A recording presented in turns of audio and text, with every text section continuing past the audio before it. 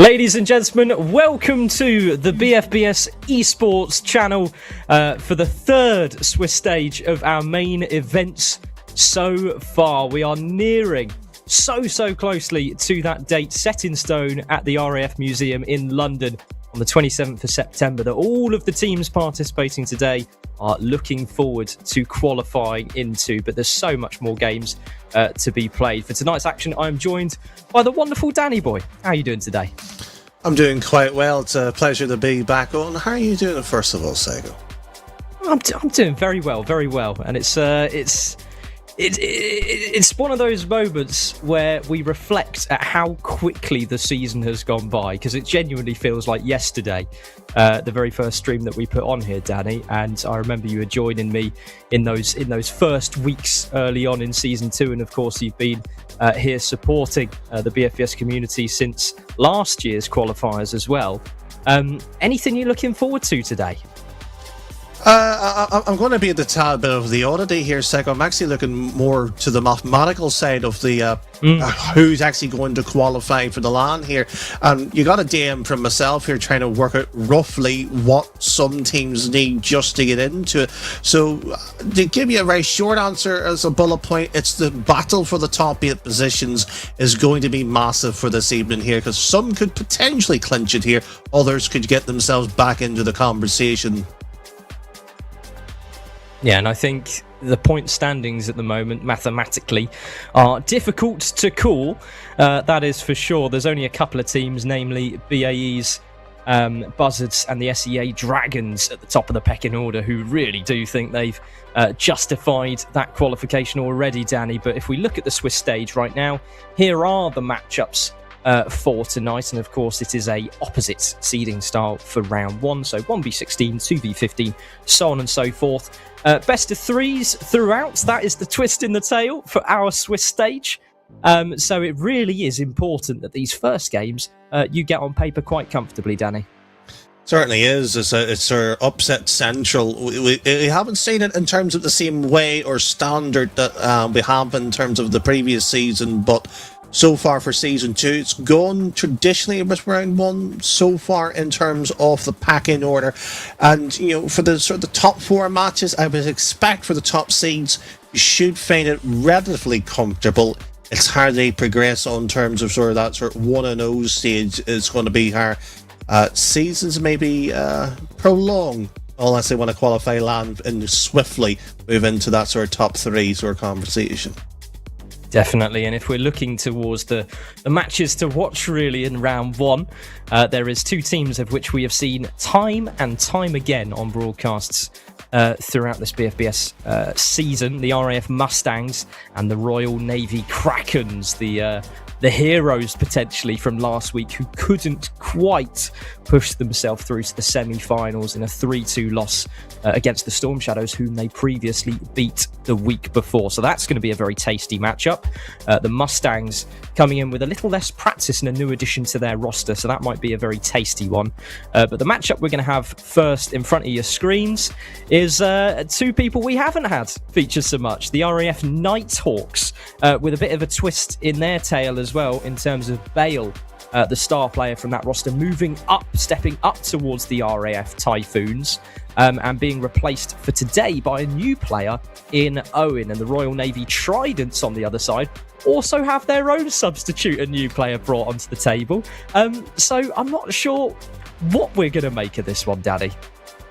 Well, the fact of it is here, I mean, there was a fair bit of conversation in terms of what was happening, of potential lineups and everything else. On the RAF, we actually saw the top 2 sides do battle. Beale's moving of obviously that you highlighted, whether that was or isn't a good move for the young man himself here.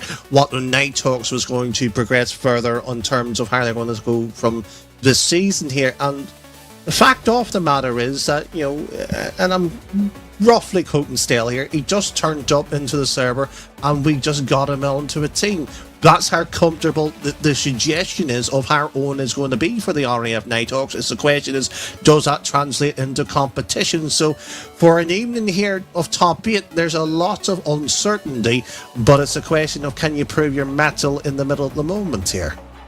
Yeah, and I think that is a massive uncertainty because there are just players on the pitch that we haven't had the luxury of watching before. So it is actually a privilege in its own right, as well as this may well be players that we see progress through for the rest of the season, even, Danny, as they are eligible to be competing as substitutes coming into these rosters, and potentially names that we look forward to should they qualify for that BFBS Pro League Grand Final as well, because this is the 7th and the 10th seed respectfully on paper, so both of them are sort of fighting for their chance to push forward to that finals, Danny. Yeah, and just to put this in terms of just in numbers value, you're talking about the RAF Nighthawks on 13, Tridents on 6 from the Royal Navy, so 2 wins here, suddenly you're in the conversation of potentially leapfrogging the RAF Mustangs that you mentioned previously, just to even put us into, or just sitting at that sort of joint spot of the 8th spot here. They're on 11 points, so just 1 win here in the Swiss Rage alone this evening here could just be enough here to set yourself up quite nicely for the next qualifier in a few weeks' time. Absolutely, and I do believe we have all the players ready and raring to go for the very first streamed matchup of the day. 5 matches we're going to be bringing to your screens throughout the day, but RAF Nighthawks will be in the blue as the Royal Navy Tridents in the orange, carrying the torch for the Royal Navy rosters. Certainly so. And Joe, what is going to be the sort of interesting bit about it is here, you have your new player to move everything else around here, but if you sat here and say who's the player to watch out for, I'm going to have to sit here and say Trinity. Because we sat there and seen this man play twice in terms of 2 big matchups and delivered on both occasions here on BFBS here. Tonight here he should be looking at this opening round here as essentially a pathway to qualification. Yeah, and you reference Subi as being the quiet figure on this RAF Nighthawks, but he always has the last word. I remember those special moments we watched from him in weeks gone by, but the Tridents certainly capable of delivering. Galaxy Reaver, a very new addition picked up towards the very start of this season, and Temp, the newest of the bunch, and this is his first outing. The fact of it is here, you have the newest, there's very few players here that we can sit here and say legacy to be kind about it, or just old. At some point here we might have to look at that, and the oldest off the pitch is the man I highlighted earlier, Trinity, with the opening goal. Yeah, it's a stunning pass as well from Asanyi, or Owen as he's otherwise known, spews it off to the backboard, and a very comfortable clean up from Trinity. How many different players are going to have the same names as somebody else? I'm pretty sure I had this conversation with Stale. The first time, Daddy, I've ever seen an Owen on the field. Ever. It's been 10 years. Oh, I've seen a fair few Owens in my time, Owen. I think you would have seen the same one. Probably too much for your liking. Oh, well, I seen him many, many years ago in the university scene, if memory serves me correctly. There was the bubble scene back in the day too, but no, I've never seen an Owen on an RAF match before BFBS. This would be a first here. Well, clearly it's a very different Owen to myself, because he would have been out in the group stage if he was anything like myself, as that very player is going to take up to the skies and poke this ball towards the corner. At least you would have made the group stage. I would have been knocked out here before I even got the chance to sign up. Wow, Danny, I think you're at the peak of your competitive career, aren't you, at the moment? So I wouldn't speak too quickly. Sorry, how am I at the peak of my competitive career? I've been retired longer than you have. Well, for those of you who are going to take Danny's comments very literally, he did actually reach SSL last season and did it comfortably by himself, pushed all the way towards 1900 very easily. So he absolutely does know what he's talking about in the commentary booth. I don't want to be a stickler. It was near 2K and I was top 100 in 2 other game modes, but yes. Well, there you go. There you go, people. Get Danny Boy on your roster. I'm sure there's some sort of a link somewhere, as Subi's going to push this ball infield. Trinity may have just stepped a little bit too far forward for this one, and it's going to afford quite a rapid counter-attack. Oh, it certainly is here. I mean, we could be sitting here talking about our days in the spotlight and having the centre stage here, but at both sides here, they've had good chances moving the ball laterally across here. The only thing that I would sit here and suggest here that needs to be somewhat different is pace and tempo. And just like that there, that's a quick give and go for a chance on target.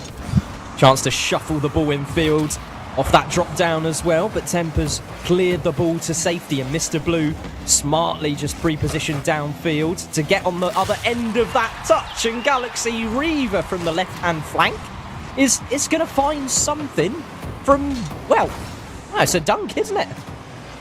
Yeah, it's a shot from Northern, which makes it even better. No pressure really on Trinity. It's a poor first touch by any stretch of the means, and suddenly here, the Royal Navy that you were sitting there trailing the game, bounce back ability is always that factor, especially in a switch stage here. And best of three, we've been talking about that since the start of the season, how much this is going to be a factor already playing it here.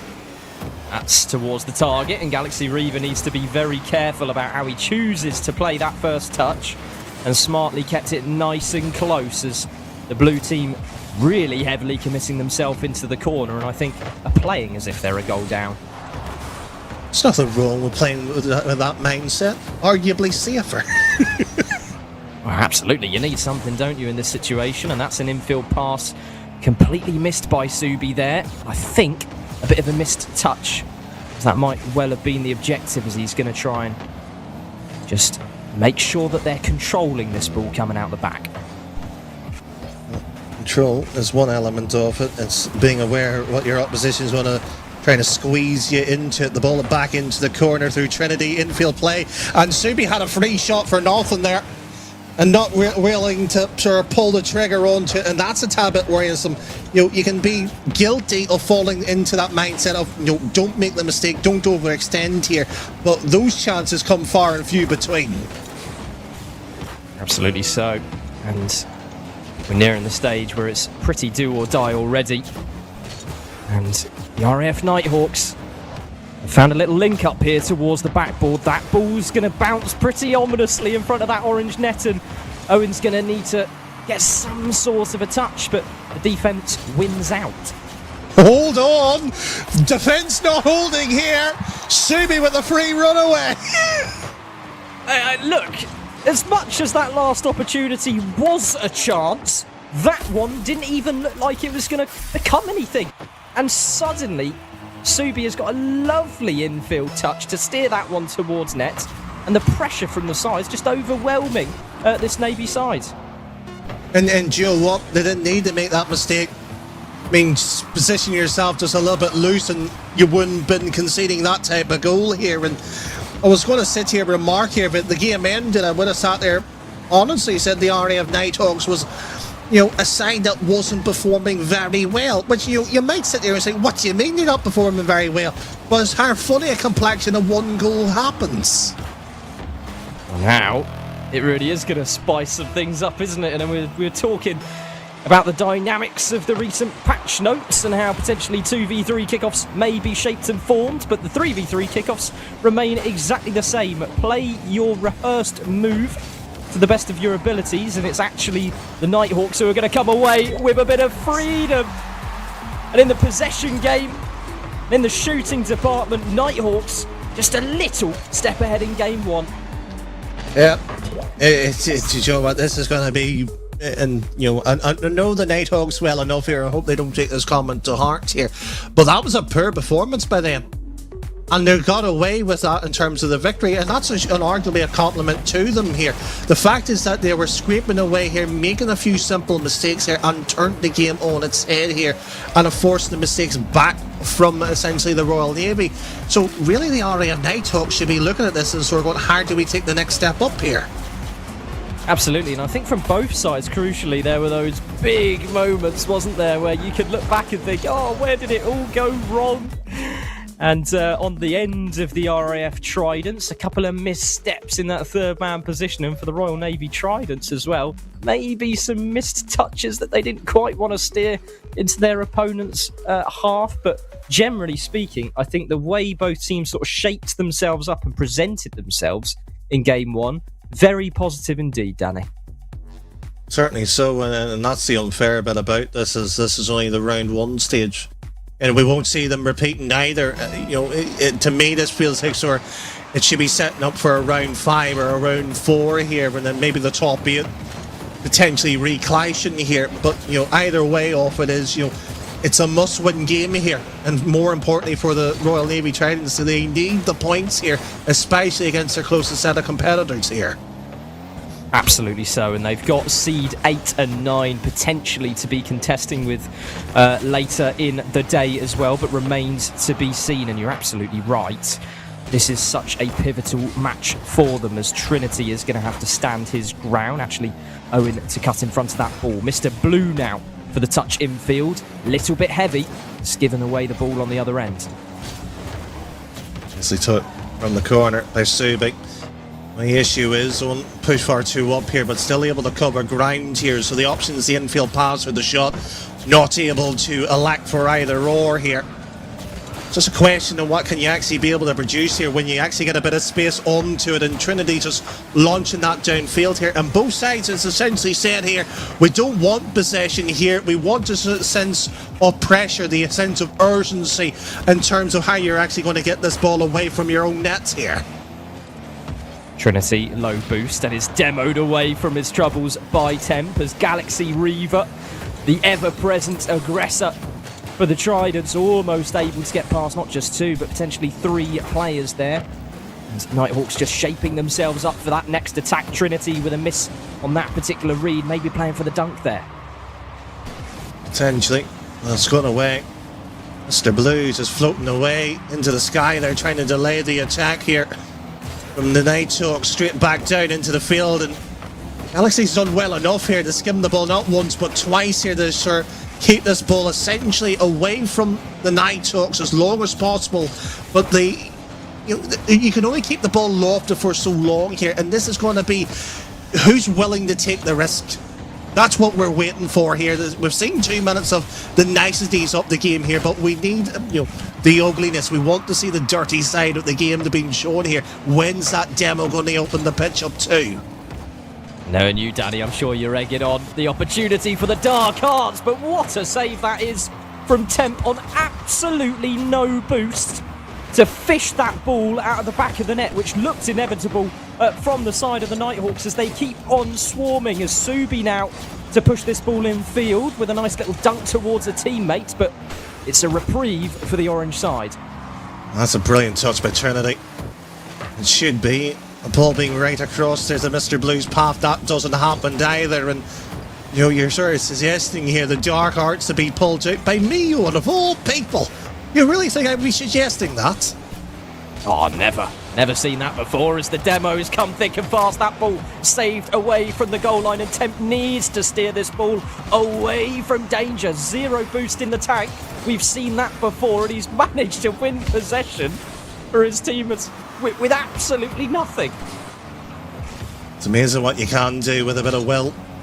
And Owen straight forward here, pass, and unfortunately not the second man. Trinity should be a soft touch, much more better compared to what he unfortunately was doing in the previous game here. And Mr. Blue up, and Galaxies has to leave that one. Free shot, beautiful. Free shot, Danny. There's a defender right in front of him, and he's just galloped up quick enough, and it is a matter of inches that ball was not saved away. Excellent placement from Mr. Blue. He had the height, he had the speed. It's a free shot. What more do you want here other than that ball to be tapped on home? Oh. Well, I'll tell you another ball that's been tapped on home. All right, I'll give you that one. That one's quite a free shot, isn't it? Well, maybe we might be hitting the crossbar on in our retired days, but I'm glad to see the Royal Navy's Titans not able to miss those set of opportunities here. But now, from the neutrals' point of view, it forces the Nighthawks to come back in the game here. They have to now to take the chances here. If you hear Danny wheeze in a random voice call, it's because I've hit a crossbar. And it is going to be Owen for a quick response here. That one hitting that very point. But you know what? Wonderfully so, because Mr. Blue would have had every other part of that goal covered.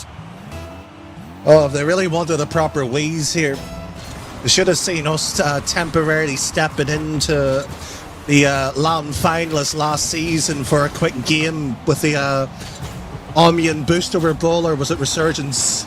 That was a matchup worthwhile, shall we say? Really was. Another match worthwhile seeing is the one right in front of our eyes. Galaxy Reaver is going to have to stretch back. He's playing protection here. Zero boost in the tank, and Mr. Blue firmly positioned by that front post, covering off that backboard. All the high and the low options covered by this Trident's roster, as that's a double miss. But surely, oh no! Surely they're going to be okay, Danny, but Mr. Blue... Oh, it's a bit of friendly fire. And it's the second time, twice by the same players, in a similar situation. You thought you would have learned from your mistakes from the previous game. And now you have to sit here and say match point favourable here for the RAF Nighthawks to secure a 2-0 sweep from here. They've got the momentum in their favour, if you believe in such a thing. I certainly do, and the Nighthawks are going to be rejuvenated. Going to be striking forwards with that little bit more sort of passion and energy and scrappiness that you've been alluding to, as Temp weaves that ball round. Right to left and left again. And that one has slipped past that defender. Oh, this is beautiful. And essentially as well, and I just caught that right up from the replay. I thought it may have bounced actually off the player that eventually got demoed, but it's actually from the player causing the demo. To be able to react that, or essentially allow your own motion to follow suit onto it, was excellent. Arguably playing it so far the game, but Subi wants to shut that one right on down, and picture perfect bottom right. Punched away by Subi. And it's not quite the last word yet, is it? Because there is still an overtime to play. But he has afforded their team a very realistic chance of making that first game sweep a reality. Trinity on low boost manages to beat out Galaxy Reaver as that ball finally touches earth. You want to sit there and look at your opportunities. And Subi has been one of those consistent players for any of the RAF teams within the last 4 years, constantly doing that. And on, take a bow. That is a gorgeous pass and the perfect finish for a game from the Nighthawks that has been incredibly well produced. And we looked towards those dying seconds of the game and we thought maybe for a second that Tridents had that game covered, but Subi with one quick punch to that bottom corner. There's so much team effort put into this game, Danny. They've come away with a well-deserved win here. They certainly do, and the frustrating bit about it, and I sat here and said this, I don't hide away from the fact I thought the Royal Navy trains as a lineup, the roster, what they produced, was the better side. I don't sit here and make light comment of that, but it's that difference in terms of ability in key moments, or those reliable players that get you out of a hole.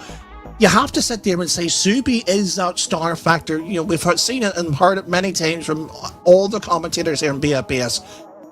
Without him, I don't think we see the RAF Nighthawks be in the position where they are here, especially with that win this evening here. Yeah, it's a crucial win, isn't it, for the Nighthawks, who currently perched up in 7th in the seeding for tonight and have quite the battle to go through, Danny, in order to push themselves through to security within the top 8, quite frankly. And they're in a pair of 3 at the moment that is scrapping for that safety, and all it can take is one game to go your favour in a playoff bracket to come away with a wealth of points moving forward, and the Swiss stage to set that up potentially for future. And it's no guarantee they'll even make it through this stage, but it's a great way to get things started. Well, we've been sitting here, from the opening of this evening here, sitting here talking about the importance of not just necessarily the series win, the games win, because it eventually will tally up here how it will break down going into the later rounds, never mind just the points for the overall campaign here. And, I'm just saying briefly as well too, roughly a few results here creep on through, and not necessarily a surprise here, but I think potentially one of the admins in the background here might be double checking here, because They seem to remove the number there, and I thought that would be an upset and a half here if that was accurate there. Absolutely, and I'm with you in sort of keeping an eye on these scores as they trickle through. The Buzzards with a 2-0 on the Jackdaws, Storm Shadows 2-0 on the Serpents, Falcons 2-0 on the Harriers, and Krakens 2-0 on the Mustangs, which is a massive win for the Krakens in the 8th versus 9th seed matchup. Of course, if that is verified and confirmed. But moving forward to this next stage, Danny, I think, well, the games are still your best guess, so we'll have to wait for the results to trickle through.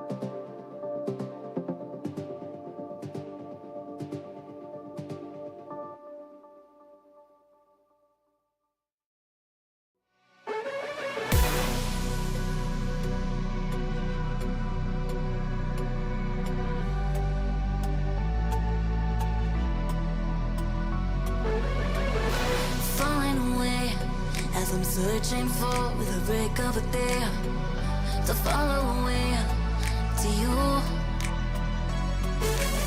'Cause at the end of the day, I ain't looking for no reason to change, 'cause everything is good for you. Baby, I can see you. We're gonna shout it out to the sky, tell our secrets to the night, so we can see the end inside. We're gonna shout it out to the sky. When I look into your eyes, I can see no better light, better light than love.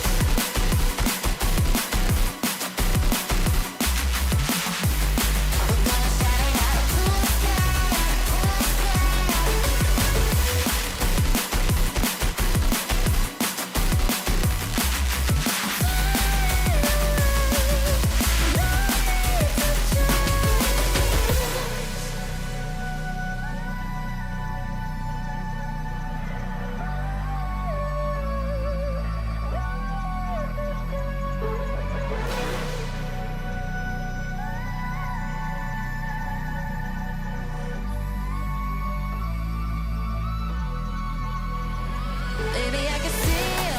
We're gonna shout it out to the sky, tell our secrets to the night, so we can see the end inside. We're gonna shout it out to the sky. When I look into your eyes, I can see no better light, better light than love.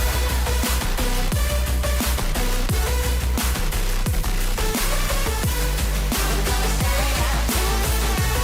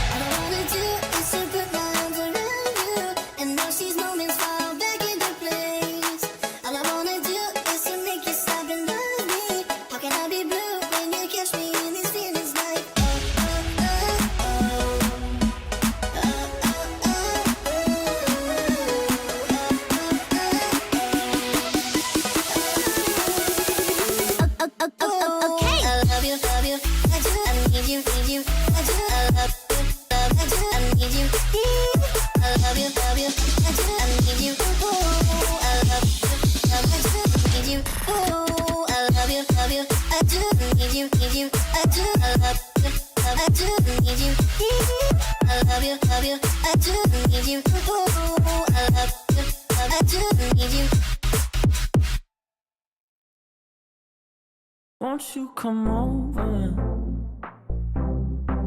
Dying to know where you came from. We're breaking open. Feel like your future's just begun. And all I know is that we lost time. If we stay right here, we could free ourselves inside. We'll stay awake forever. We'll hide away where no one knows. Let's run away together.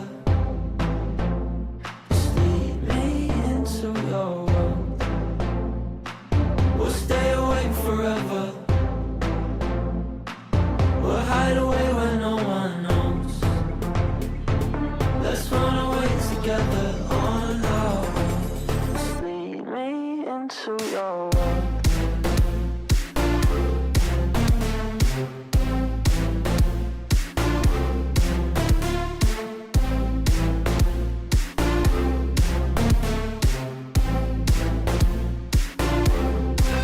Waiting for no one. We're headed straight up for the sun. They'll never notice.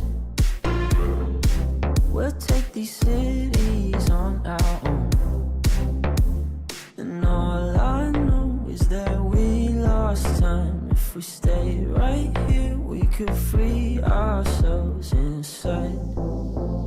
We'll stay awake forever. We'll hide away where no one knows. Let's run away together. Just lead me into your world. We'll stay awake forever.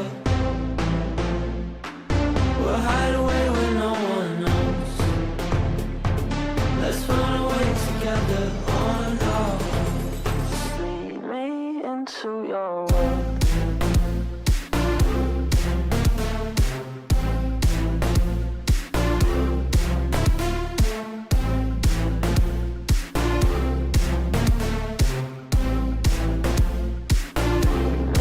Into your world.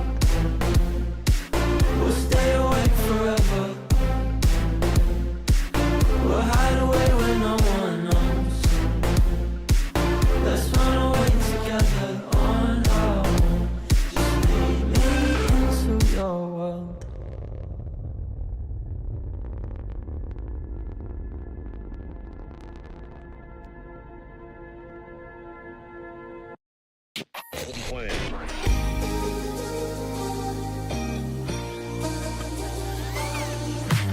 Way too many faces in the crowd, but I think that I see you. One too many drinks got me changing up the way that I need you. Now we're both at a bar, acting like it's not hard, trying to feel something different. Talk to somebody new, kinda wish it was you, kinda numb to the feeling. Now that you're gone, they say time should heal, but it's been too long. Couple months and I can't seem to move on. I can't seem to move on. I can't seem to. I can't seem to.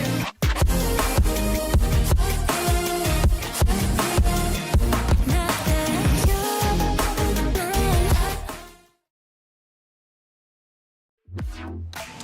You join us back on the BFBS Esports channel for round 2 of our Swiss stage, the third main event Swiss stage we've had so far in Season 2. We've just watched the RAF Nighthawks battle their way through a very eager Royal Navy Tridents roster, both of the two teams, of which including a brand new player for today, Danny. But we're done with the new players, and we're now looking towards the old dynasty rosters of almost a bygone era, it feels like at this point. Such has been the nature of how all of these teams have changed and shuffled around, Danny. The British Army Esports Falcons versus the Royal Air Force Typhoons, formerly the Storm Shadows, for round number 2, Danny.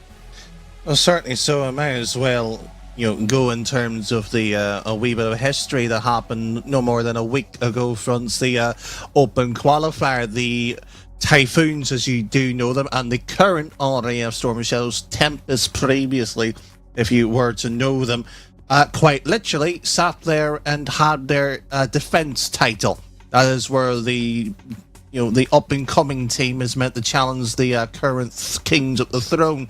And the RAF Typhoons, for the first time ever, lost it. They've never been in that position. They have been the top side for as about, give or take, shy of 4 years, at least, with Cedric as captain on that lineup. So that's the oddity of it. We mentioned at the start of the show, Bale moving into this lineup. And, on that broadcast, and I'll relay it to everybody here on BFBS, I'm not a fan of the movement. Not necessarily. I like Bale as a player. I think he's fantastic mechanically. I just think it's probably a bit too soon to throw him with that much of experience that quickly into the spotlight, trying to challenge here the likes of maybe the Sea Dragons.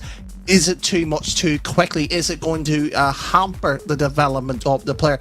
Not saying that he's not going to learn here, but is that going to be the immediate, shall we say, response to get yourself back within the conversation?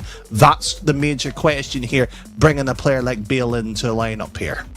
Absolutely, and I think it is quite the pressure on a player as well, because obviously Bale will recognise his opportunity, but by the same token, the boots that need to be filled for the Typhoons roster that is very eager to recover former glory and sort of put themselves on that pedestal as the de facto number 1 RAF roster, putting themselves forward for this competition. But nonetheless, Danny, I do believe we've got some teams ready to get stuck in.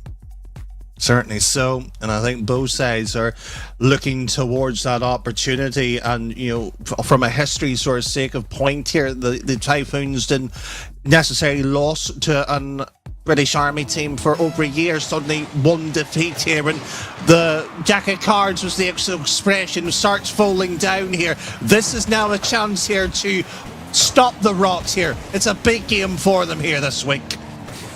It's a huge opportunity as well for the British Army Esports Falcons to get the best of this Typhoons team and sort of solidify their confidence against this very roster, because they have been a little out of luck recently, especially with the likes of Game 5's gone by. But Gids is off to a swinging start here.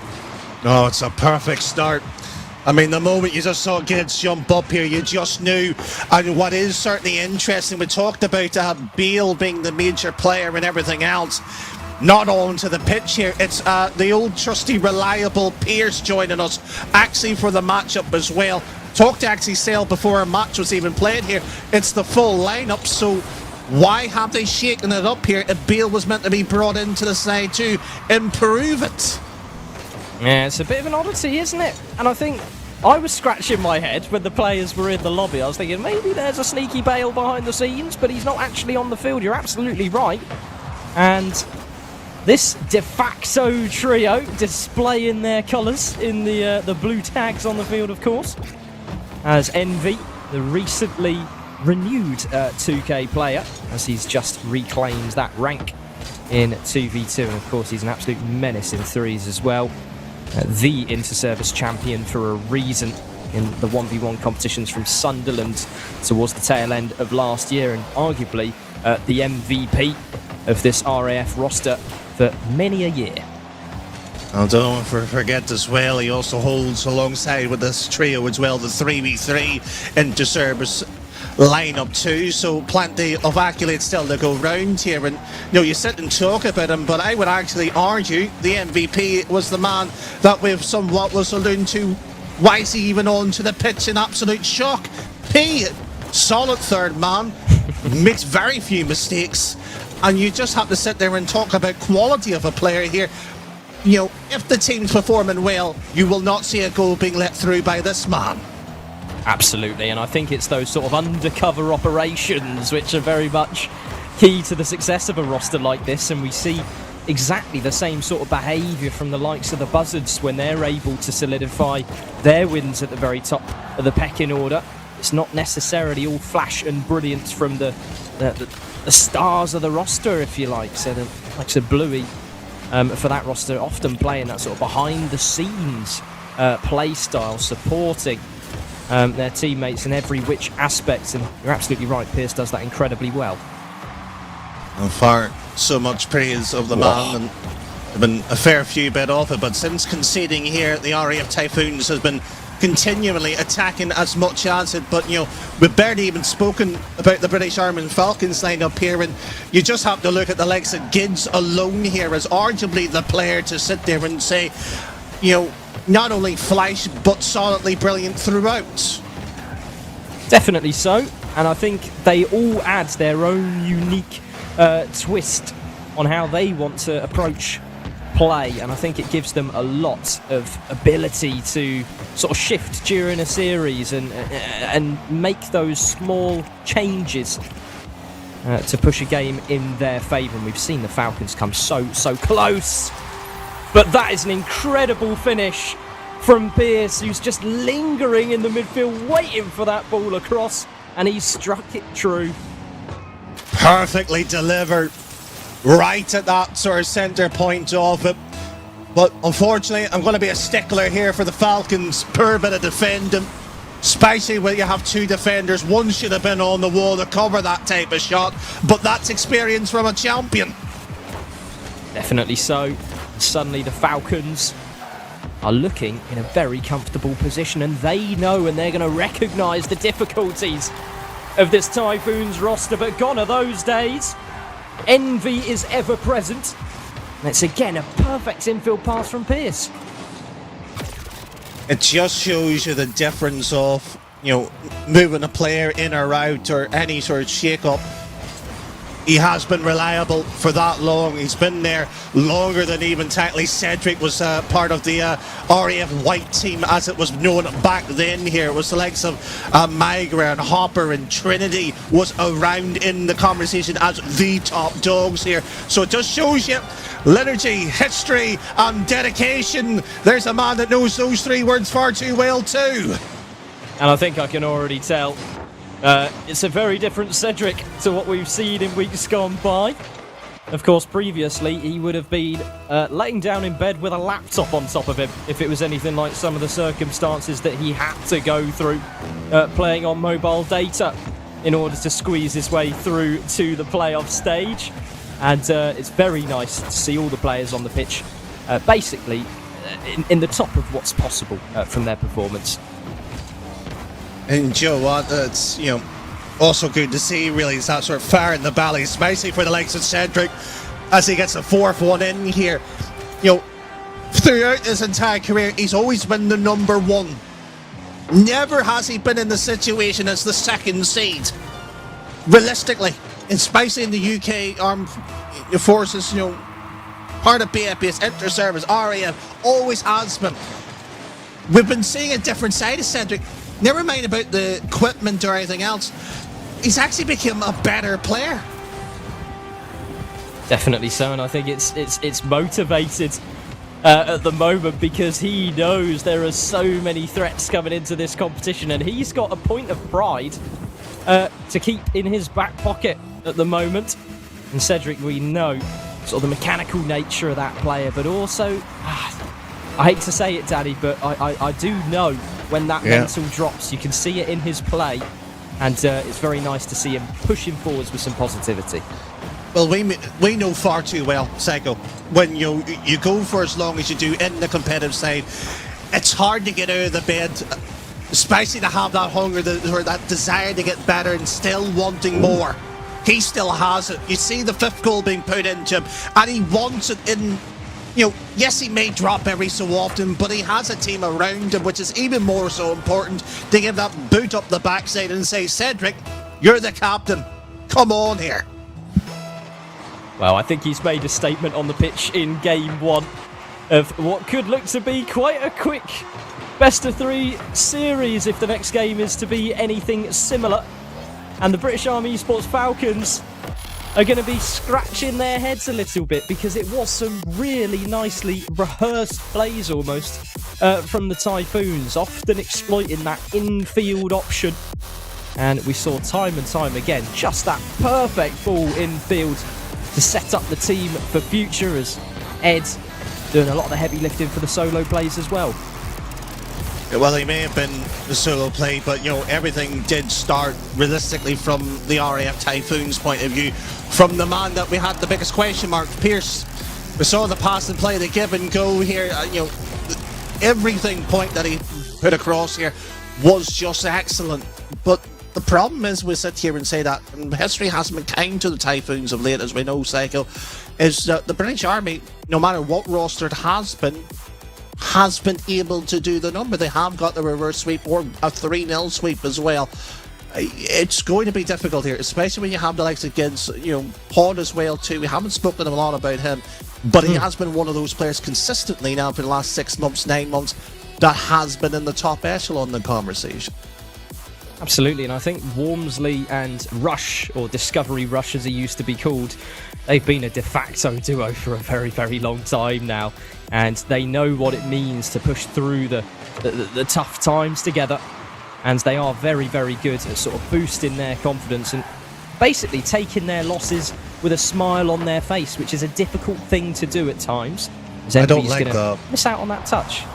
You like all serious, you like the suits and ties, don't you, Daddy? You should never take pleasure in a loss. Never. I agree with you. The pleasure's out of the picture, but you need to instill a little bit of confidence in yourself. And Envy has an abundance of that. That is a gorgeous double touch. You just know when Seiko's essentially giggling when he says that, knows how good the quality was. Can't deny that. Perfectly read, executed on point. And now it's the Falcons' chance. Can they respond here? Time will tell. The ball settling in this blue half, and Oakrut with a heavy touch is going to let that ball just trickle on through the gaps of that defence at the moment. Gids demoed for his troubles. That ball's ricocheting down off the ceiling towards that back third, and more demos coming through, but slow and steady progress. Cedric will have a whole tank of boost here. Won't be doing much with it. Forced into the 50 here. Enby will be a double to the wall here. He's actually going for the ceiling. That's bold. Oh. That's very much bold. He saw a gap there, which I certainly didn't, towards that left-hand corner. And it was just mere moments away from being one of the best goals I think we've seen all season, in fairness, as Gids is going to be just wide of the target, and Envy's just put on his handbrake.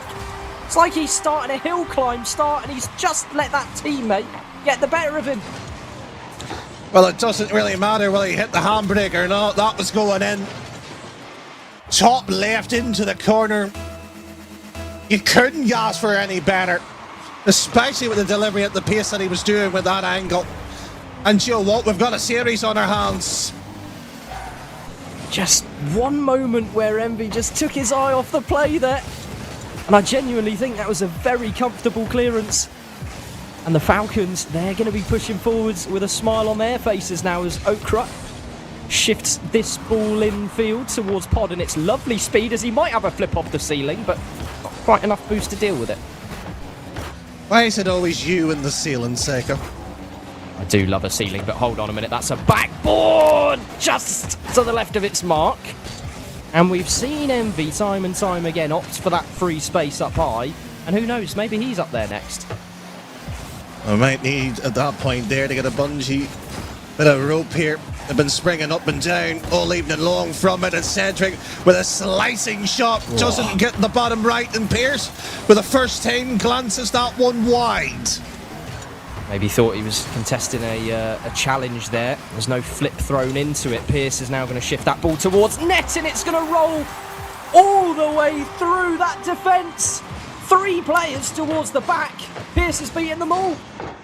Yeah, but it was more importantly in the middle of the rotation of play.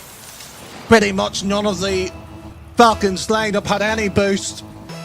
That simple bit of just play had the hole for the 50 at least. Tapped it wide here, and you saw the product there by the man himself over the Envy though. Oh, Pierce is going to go wide of that contested challenge. Cedric now with time to kill in that upper third, and that one's towards net as well. Look at Pierce in the infield as well, ready to sweep up a shot towards the target, but chooses to push the ball wide and keep that rotation going. Well, I don't want to criticise a good passing play, but it was far too tight. I mean, generally speaking, if you're throwing that pass in front of the defender or the attacking player, it's going to be easy for the defence, and it was this time around to deal with it. But the Falcons, the problem with it, there's no first or second touch up the play, no ability to recycle any attack here, and now we've got a stalemate here. It's how will they actually develop the play here? Great little dunk follow through from Cedric and Envy. Has opted to go for the demo, no contact found on that last defender, but Pierce is going to reap the rewards of his attempts as Pod now pushing on the counter-attack. Only go as far as Envy. Now there's a real chance for the Falcons to step up. Okra with the soft touch. 50-50 comes through, and surely a booming clear here. Oh, that's a soft touch. That's a brilliant touch. And poor Envy. You can kiss your medals, but you cannot save the ball. That is pure class from Pod. And he had so many opportunities in front of him, and it's so difficult to pick the one that's going to stick. But that soft touch to set him up for that air dribble all the way through was sublime. And should have been conceding a third one. May still do. Ah, Cedric. You know how to light the spark, don't you? And he's got 100 boost in that midfield and a perfectly placed shot as well. Pod rotating through about as best as you can get. Just had to look in awe. Sometimes you don't appreciate what you've got until you've lost it. Cedric hasn't. Bags of ability, but that one should have been buried. Envy denies it. And we have already seen the golden tax, the warnings there. About 1, maybe 2 more chances left for here, the Falcons, to get this game back. Dangerous push from Okra, but it worked out. And Gids is very, very skittishly pushed forwards here, and Pod with a big gap behind him. And it's completely and utterly exposed to Envy. Strikes that ball true, 143 on the counter-attack. I don't give compliments very often, but that there, technically wide from the pass on the shot, exquisite. And the fact it didn't even touch the wall as well, or the ground. Oh. Well, they're not done yet, Danny. And we're starting to see a mirror image of the situation that formed in game number 1, where this British Army Esports Falcons roster were just left scratching their heads. It's an open goal off the kickoff. Make that 2 for Cedric. The scoreline increasing by the second. Why? Why are you going for the both boost for? Oh, Danny, they're 3 goals down with 30 seconds. No, Give it them a doesn't. break. No, I won't. I've got nearly 2 decades in this game and still haven't found a justifiable reason in comp gameplay for a double boost grab from kickoff. I have to say, 10 years exaggerated to 20 is perhaps one of the bigger ones we've made on this broadcast, as Gibbs is going to scuttle underneath Pierce. Lovely soft touch up from Pod as he's going to catch a reset, push that one towards net as well. It's a nice consolation, but they're still not going to be happy with this series. As our fantastic social media manager said in the green room earlier, don't harsh my mellow. And if you like the song as well, kids these days are also the performers of that song. Goodness. Oh, goodness gracious me. 20 years. 20 years can't teach that sort of execution at the end there. As Cedric, very much going to be in a different mental state, you imagine, coming off the back of this round number 2. They're just one series away from qualification through to the playoffs, and if they can keep up the sort of domination in that third series, albeit the trickiest one of the day for them, that could well secure them a top 4. Quite potentially here. I mean, going into this evening here, I mean, the Typhoon sitting on 16, Falcons likewise here, so it's always going to be a question of who can stretch that lead in terms of, you know, the overall season. But I mean, you saw that there, and for me at least, I know most people won't sit there and talk about, you know, the brilliance to sit there, the double touches through the skims. That pass and play arguably has been the best moment in terms of a technical side of the game, for me at least, Psycho. Hard to play this game effective. You don't need the fancy side of the game. It's the efficiency of it. And Pearson Embry's pass and play, for me, play of the season. Yeah, it's been no nonsense, hasn't it, throughout? And I think when the Typhoons, when they start to lose their concentration, it becomes a lot more solo oriented, and you see all the flashy stuff and the court flip resets and all of that sort of stuff. But they operate best when they are clicking as a unit, and often that is just searching for the open space, playing that pass across. And you're absolutely right, it was a stunning performance from the Typhoons, and I think probably the best I've seen from them of the season so far, Danny. But I just glance across to some of the results that have come through so far in round 2 of the Swiss bracket. We've got the Buzzards 2-0ing the Royal Navy Krakens in their 2-0 match. SEA Dragons 2-0 on the Nighthawks. Storm Shadows 2-0 on the Kestrels as well, an important one to really solidify themselves as some serious heavy hitters. Shadows 2-0 on Serpents, and Harriers 2-0 on the UVG Screamers. I'm just roughly working out here, because obviously the winner of the next round here for any of the 3 of the first names you mentioned there will be looking at least a 6-point, you know, gap moving up here. So the fact that it knocked the Kestrels down in here actually becomes much more favourable here for the Nighthawks, Krakens, Mustangs in that conversation here. Yes, they're the remaining sort of top 8 sides here, but the Mustangs just on the outside before a game has been kicked here. So 2 wins here, suddenly they're back in full conversation here. Yeah, definitely so. But I don't think the Kestrels are going to feel too hard done by, because the Storm Shadows, quite frankly, have exceeded all expectations, at least from my point of view, Danny.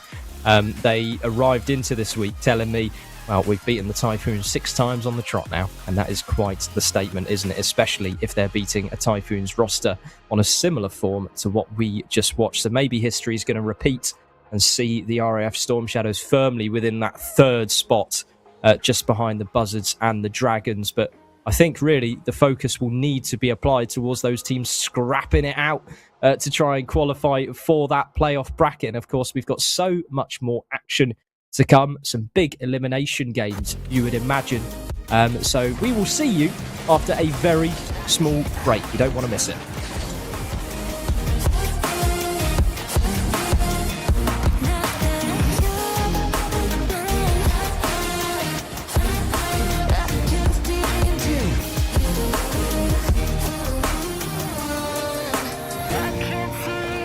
Laying on my floor, thinking about all the things that we've been through. From 24/7 to pretending like I I never met you. No, it's all for the best, 'cause I know where I'm at. Out here, every millisecond counts.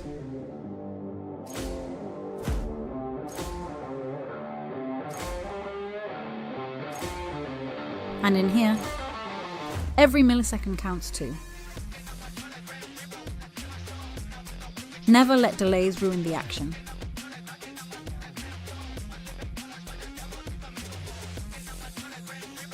Upgrade your Wi-Fi to Wi-Finity.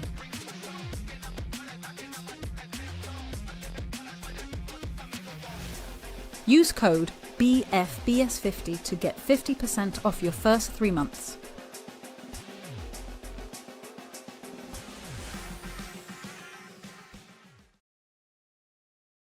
Won't you come over? Dying to know where you came from. We're breaking open. Feel like our future's just begun. And all I know is that we lost time. If we stay right here, we could free ourselves inside. We'll stay awake forever. We'll hide away where no one knows. Let's run away together. Just lead me into your world. We'll stay awake forever. We'll hide away where no one knows. Let's run away together on our own. Just lead me into your world.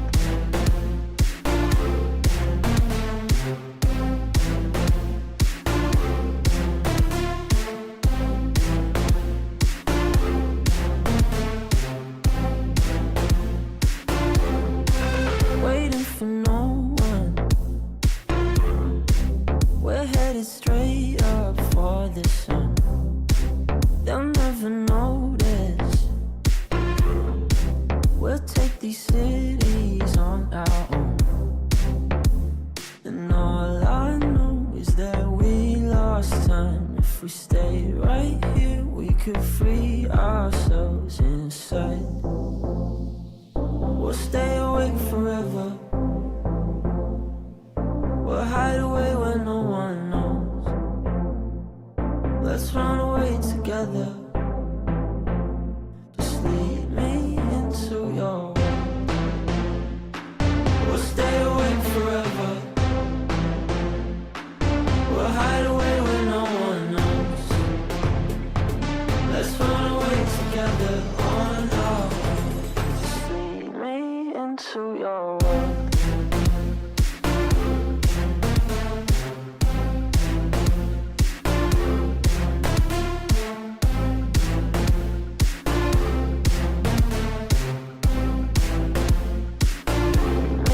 Into your world. We'll stay awake forever. We'll hide away where no one knows. Let's run away together on our own. Just lead me into your world.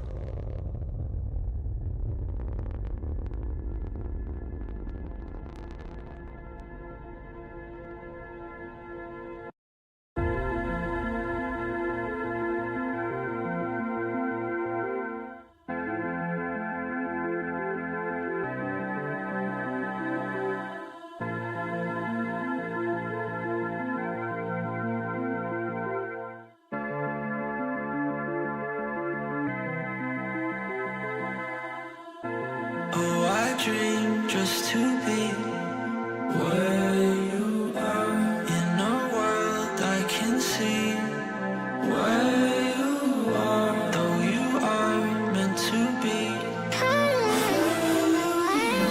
Wish you're here next to me, where you are.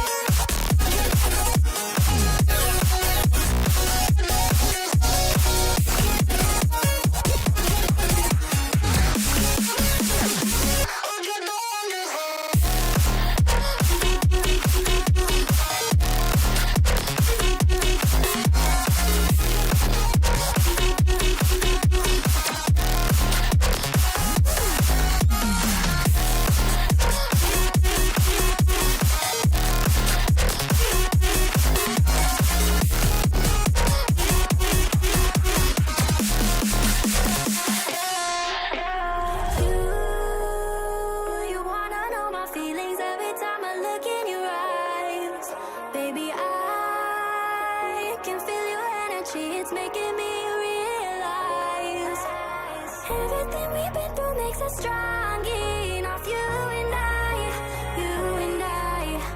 Everything we've been through makes us strong enough. You and I.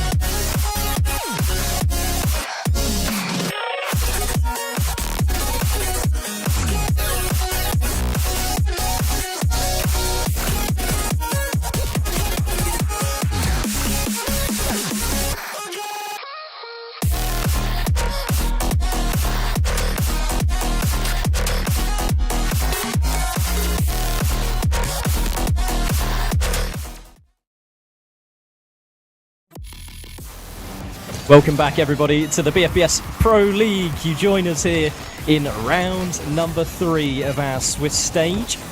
And we've just watched the de facto inter-services derby. The RAF Typhoons versus the Falcons. The Typhoons, of course, coming out on top in what was an incredible performance, arguably the best we've seen from them all season long, Danny. But nonetheless, we've got a new matchup ahead of us. How are you looking forward to this one? Well, the fact of it is that we've seen this matchup once previously before with a nasty twist to the tail. So, do you know what? To me, this is the main course of the evening here, or is it a cheeky dessert? I haven't quite decided yet here on that one, because so far here, this one may just make or break a few teams' mentals here. Absolutely. So coming through in the 2-0 group at the top of your screens, the RF Storm Shadows, BAE's Buzzards, SEA Dragons, and the Royal Air Force Typhoons rounding out that 2-0 stage. But we're having a look in the 1-1 stage, and this is where the grittiness is really going to start to kick off this season, Danny, because everyone in this sort of segment in the middle are those teams arguably fighting towards that Pro League final. And we've got a really juicy matchup that we've seen before. The Royal Air Force Nighthawks versus the RAF Mustangs. Danny, how on earth do you think this one's going to fall? Well, do you know what? I'm going to sit here and go against what I would have normally, and I have to sit here and back the Nighthawks. I normally would have sat here and said the Mustangs, but the fact of it is far too consistently here, the RAF Nighthawks has got the number on most sides, to the point here where you're sitting here saying they have been consistently good. And so far here we talked about that this broadcast needs to be a conversation of new players, whether it's outright new to the competition or a roster change of some kind. They've got a player in. Owen has done exceptionally well on the opening matches so far this evening. It's a question on can he perform in big moments. That hasn't been the issue. It's Subi as well who's brought this team into the situation. It's just, are you riding on luck or are you making your own luck? That is the sentiment here of the Nighthawks.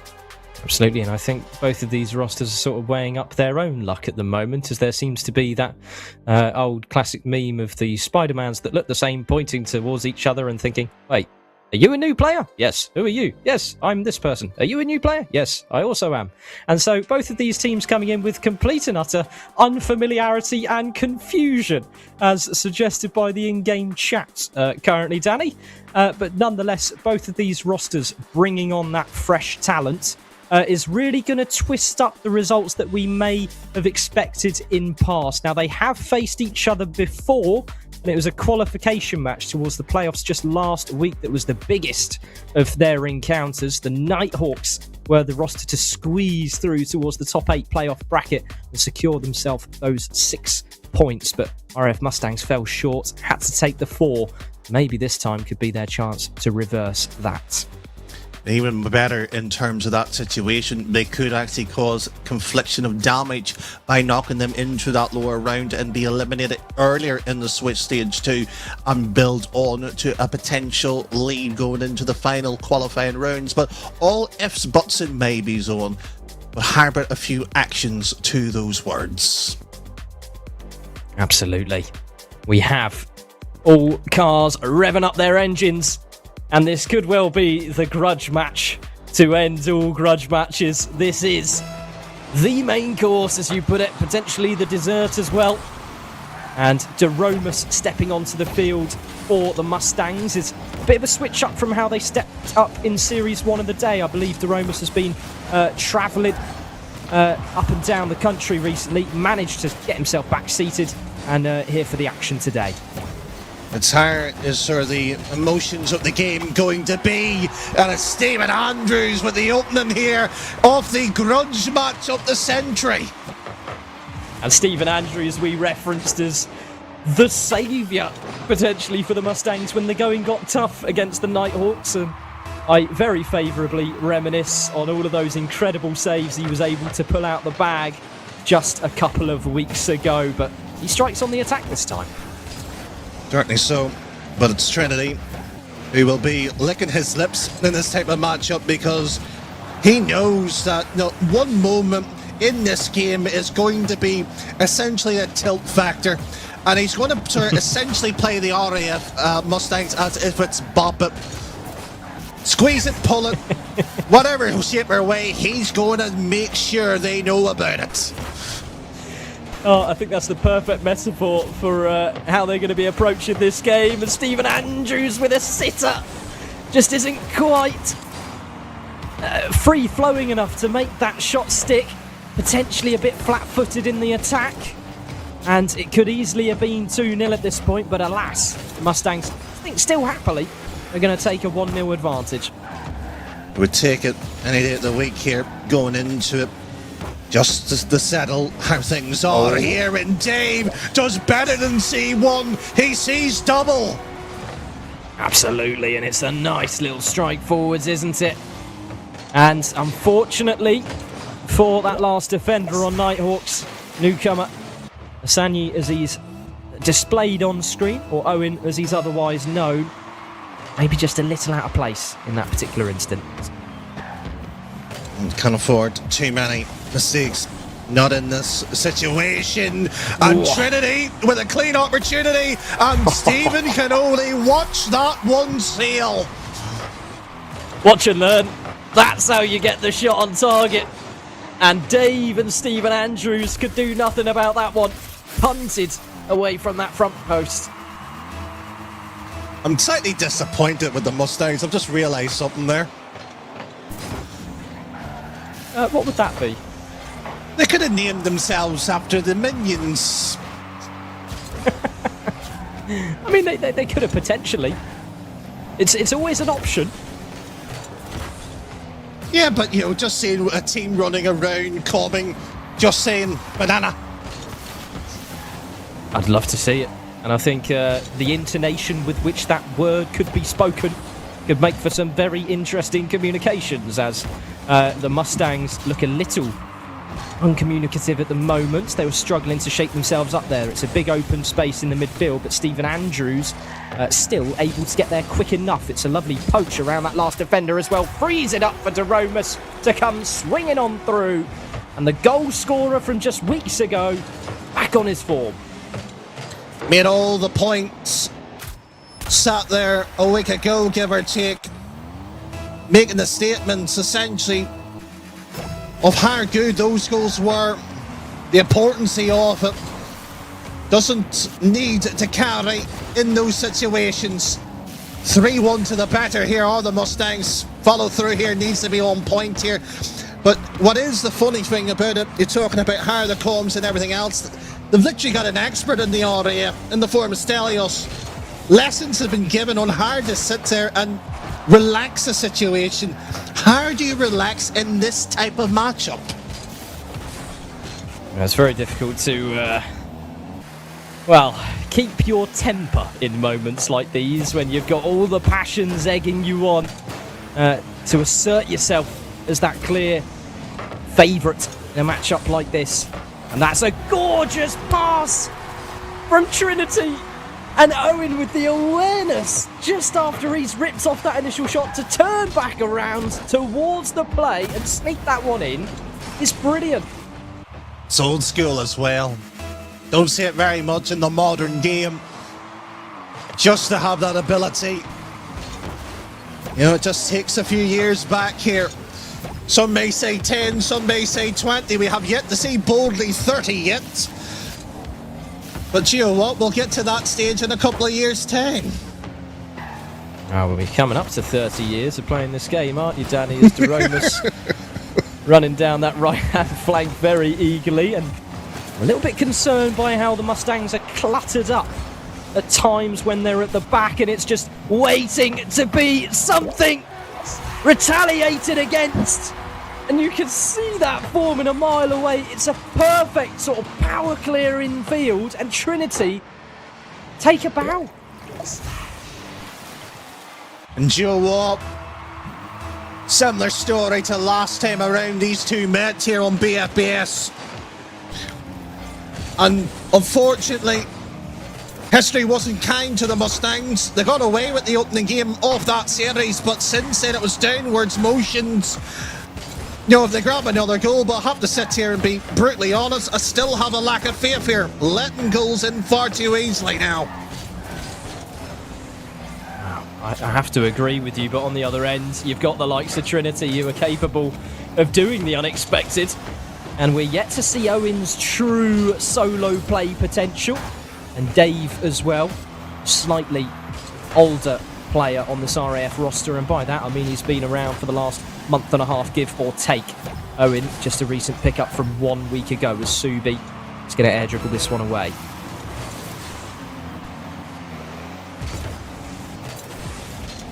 Love how you describe it. A week. A long time for the RAF players and teams. Some may last a wee bit longer, and that lingering far too long. Need to have been whipped in straight away, and Stephen, lack of boost, lack of option, and Dave can just fire that on target. Would have been something to sneeze at, essentially, and that's how it ends. Well, it's not over yet, Danny.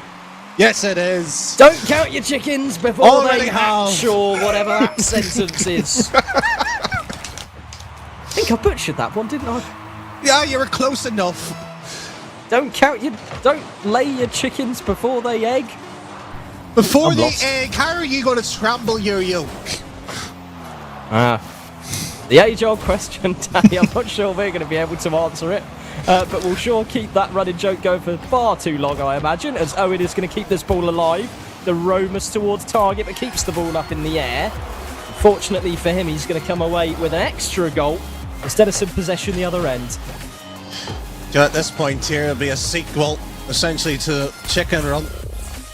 Don't know if you watched it or not, but, you know, it's worth a watch. But, while things have been sort of moving around here, there's no great escape for either two sides here. They've been locking horns through the entirety of it, but somebody has to take that sort of, you know, game here by the scruff of the neck here, because it's essentially been played in quarters. No, the Mustangs had their moments, alright, fair enough, a nice sort of 3-0 lead. Nighthawks respond in segments, but it's not free-flowing either. But you've got to sit here and say that by its own admission here isn't good enough. Well, I've got to be honest with you, Danny. I loved that last matchup, and it was incredibly scrappy. And I think for both sides, they haven't found their final gear yet. And a lot of those sort of openings came from, you know, little mishaps, should we say, in the positioning, especially when it comes to that third man, maybe the direction they're facing, maybe just extending a little too far forward, as is often the case in these high-pressure situations. But nonetheless, Danny, I think the chickens have very much emerged from the eggs now. And they've developed into what is to be a very fine series to come, don't you think? I'm so glad you don't teach biology. Chickens do come from an egg. That's not an argument. No. It's the word. That's a fact. it's the word emerge in that sentence I may have an issue with. Well, Is that you held them down underwater and plucked them right out like a carnival toy here? Anybody wants an egg? Cluck, cluck. They're free here. well, you're giving me some great ideas for the next BFBS live event. Of course, we're travelling the country with all of our gear, and I'm sure we'll be taking... No. Actually, Why- maybe not. I don't want to get in trouble. Why is it not a BFBS chicken hut? You can have a big sort of, chicken head at the top. Just clucking around on the stage while everybody, trying to play the game seriously. Danny, you would have thought we were on the 10th series of the day. We're only halfway through. This is series 3 of 5, so if you're enjoying the action, well, stay put. The Nighthawks and the Mustangs just asking for a quick server reset there as they gear up for game 2 of the series. And like we alluded to, Danny, very dirty, scrappy sort of gameplay for game 1, back and forth, just as we expected. And I don't think there's ever going to be a point in time where these two teams win by a single goal in sort of a 1-0 affair. They always like to stick the ball in the back of the net. And how well these lads know me, and that disappoints me. Well, it's going to be a chance for Dave to open things up for the Mustangs. And he's done well to strike true with the target. Stephen Andrews formulating that 50 in field. And, well, they found their footing. Certainly have in the lobby in less than 10 seconds already. A 1-0 lead, and if you want to listen to In the Lobby as well, feel free to go over to Alexa Spotify for the BFBS podcast, where you can listen to the likes of Simplebug and Deromus. They've been interviewed and everything else as well too. Plenty of action instead of listening to us ramble while the servers is, not playing ball with us.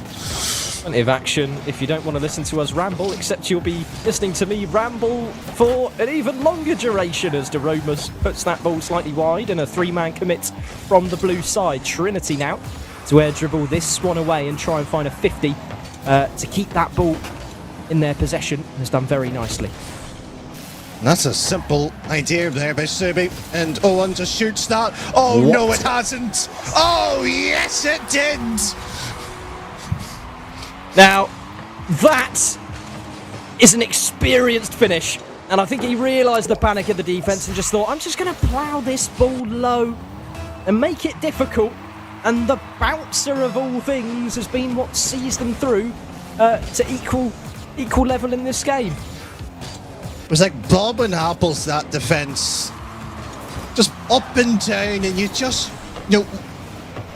I normally love being a defender, but when you're in that situation as a striker, you just have to do that. You do, and I think it's it's now Deromus' time to shine. Subi lofting that ball away. Trinity to give chase with 0 boost, and in hot pursuit now is going to be the second man lurking in field for the side of the Blues. Nighthawks shifting that ball around and just trying to starve the boost away and win the possession game here. Well, possession unfortunately lost really by both sides until Dave's attempt, but you can just sense here that that ball should have been launched right on down through. Deroma's attempt denied by the woodwork once more. It's an awkward game here. Scrappiness here, it's caused because of how much they know each other more than outright skill. Not to take it away from them, but it's a case of, we know you're far too comfortable. We know what you can do here, but, give us something different here. I'm sorry for all the sound effects, but this is too close for comfort! And that ball has just pinged off of a blue car at the pace of supersonic speed. And Stephen Andrews, I think he was eyeing up that centre of the net and has come away with the top right.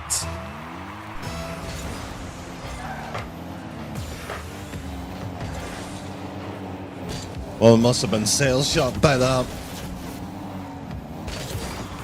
Top right, top left, centre net, doesn't matter. Half a game still left, mind you. The RAF Mustangs in the lead, but it's a question of holding it here. It's Trinity. Shot on. Same defender to the back wall, so it should be a soft touch, and that's a horrible play by Stephen to get themselves out of danger. That's absolutely fine. He's got 2 men behind him. DeRomus needs to be quick up to this one, though, and is, to counter that threat.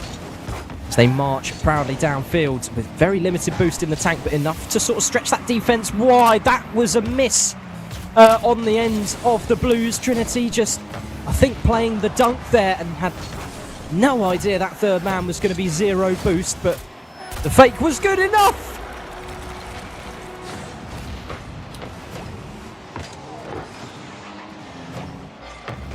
What have I seen, Danny? You saw arguably one of the greatest players of how to beat the near man at your front post. Just a shame it was an own goal to do it. Oh, it's gutting. No, it's not. But I'm almost glad it's happened to the most experienced player on the field, because Trinity knows how to dig himself out of those sorts of situations. And one mistake isn't going to be the be-all and end-all, but it's now 4-1 advantage to the Mustangs. With 1 minute 40, it is a dire time to be a Nighthawks fan. And for the Mustangs, you'd be loving them, laughing in fact of how that transposed in a situation, because, you know, the Mustangs last week around had the same outcome twice, in fact, in the decider in terms of how it unfortunately played for them. So justice may be served in terms of karma, but that would have went in here and suddenly you might feel 4-2 is a lot more doable. Maybe so. 1 minute left to play then, as DeRomus needs an early escape and finds that pinch across. Subi is going to really struggle to keep this ball in his team's possession. Dave up for the 50-50 and Stephen Andrews for the bump. And it's clinical to squeeze through the defence, and if there was any remaining hope, that is well and truly gone. What a play that is. It certainly is, and it may not be on your camera or on your box at home, wherever you may be watching it, but I'm just enjoying the fact Dave's profile picture is a legendary player in his own right and a world champion. Back from about 2012 back in the day, as the 6th goal gets run on as well too. Funny thing is about that picture, he was trailing in that series, had to come back from a massive deficit. I think it may be symbolic here what the RAF Mustangs is doing.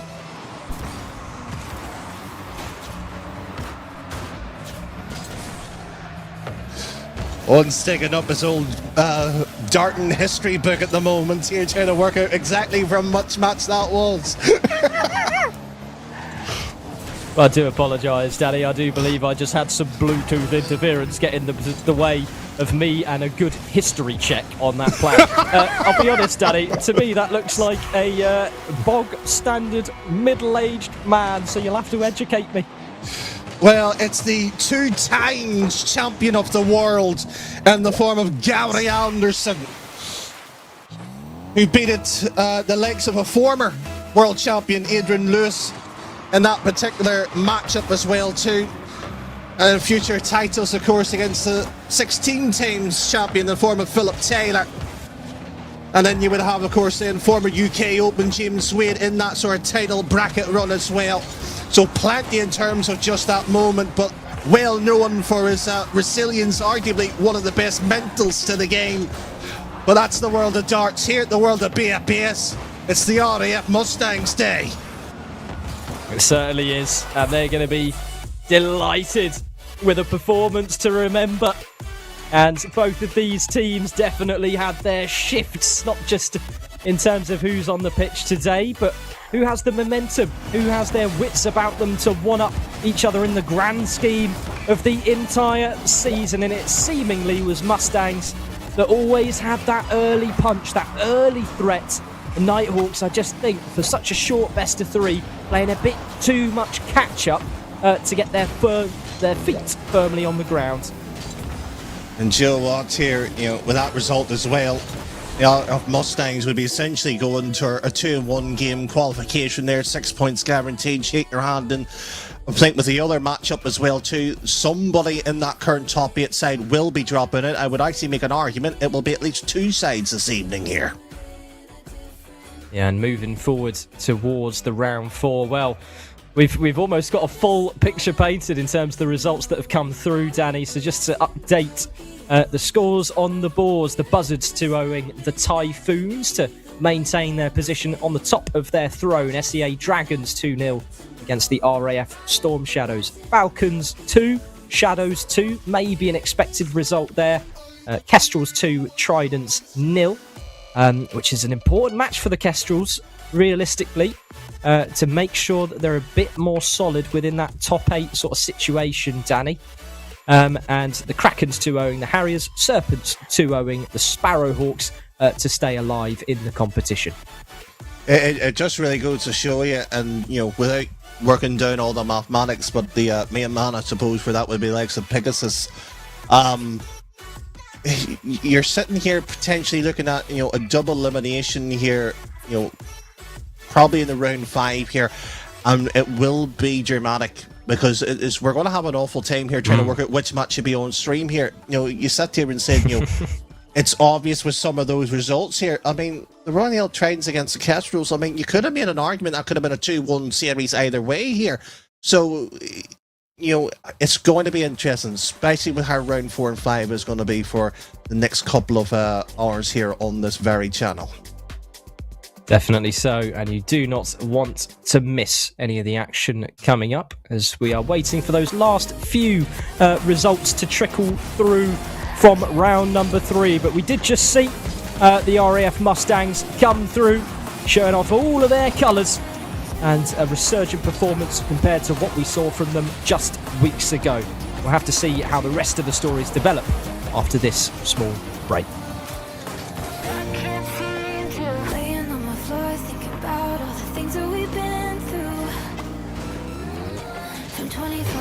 To pretending like I never met you. No, it's all for the best, cause I know where I'm at. Mate, you're lagging. What are you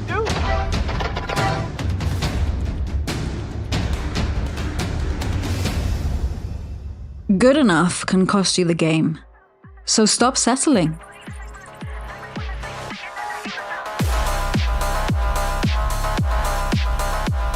Wifinity is built for real life on base, so you can game without compromise. Posted somewhere new? Take your Wi-Fi with you, no hassle. Get fast, reliable Wi-Fi with Wifinity. Use code BFBS50 to get 50% off the first 3 months.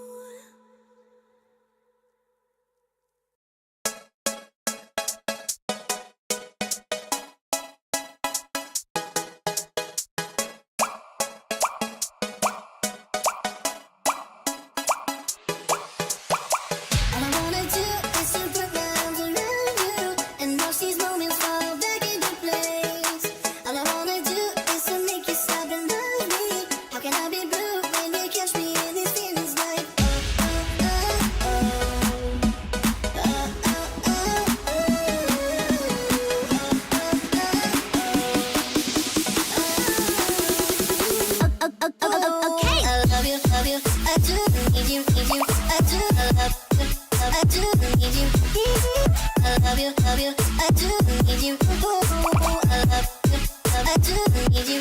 Ooh, I love you, I do need you, I do, I love you, I do need you. I love you, I do need you. Ooh, I love you, I do need you.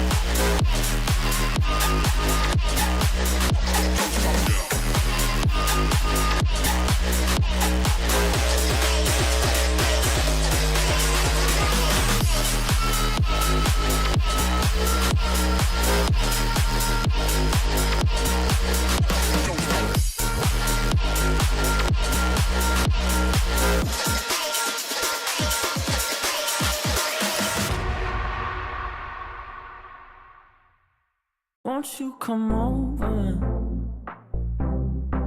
Dying to know where you came from. We're breaking open. Feel like our future's just begun.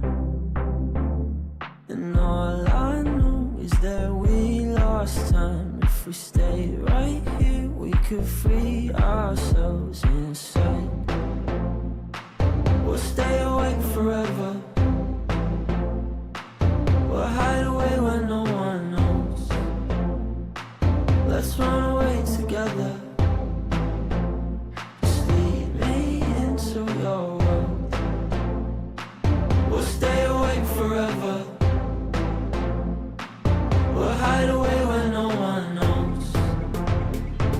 Let's run away together on our own. Just lead me into your world.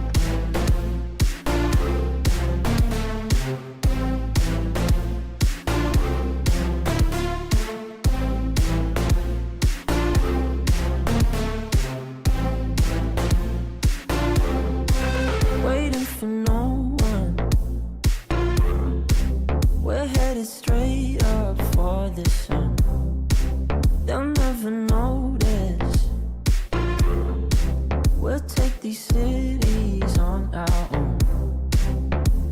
And all I know is that we lost time. If we stay right here, we could free ourselves inside. We'll stay awake forever. We'll hide away where no one knows. Let's run away together. Just lead me into your world. We'll stay awake forever. We'll hide away where no one knows. Let's run away together on our own. Just lead me into your world.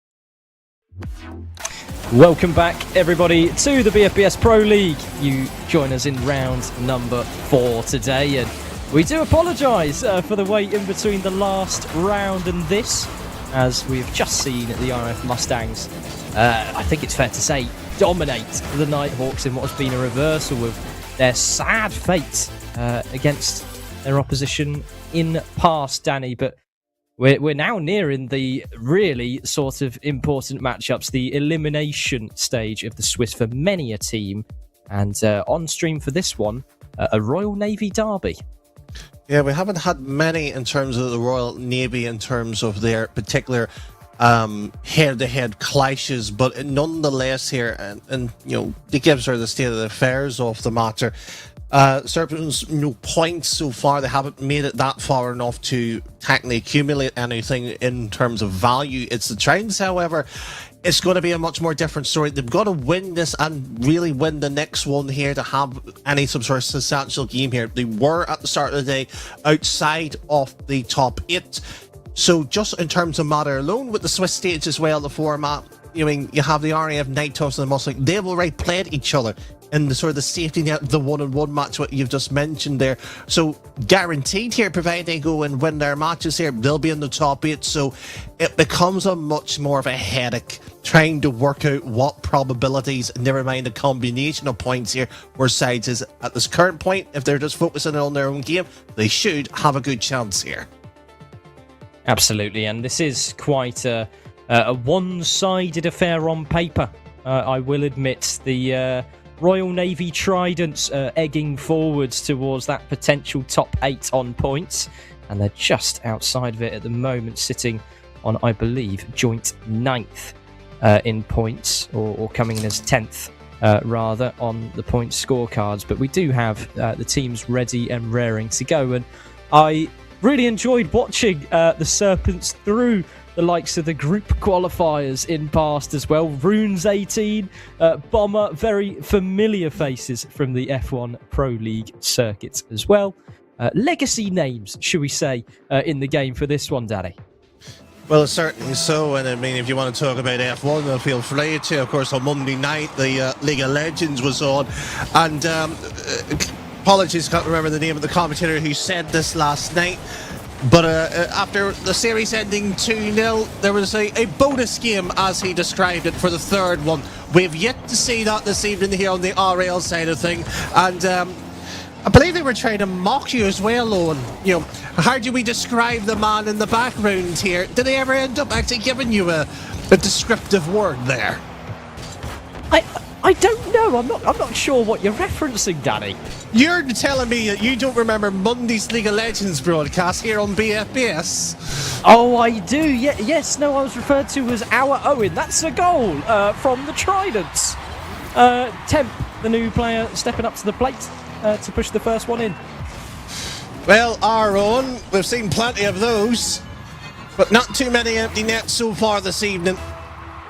Nice to see, and as you alluded to the fact of it, should be the Tridents not necessarily comfortable outright walking to the park, but should be nonetheless winning it. 2-0 in the space of an eye here.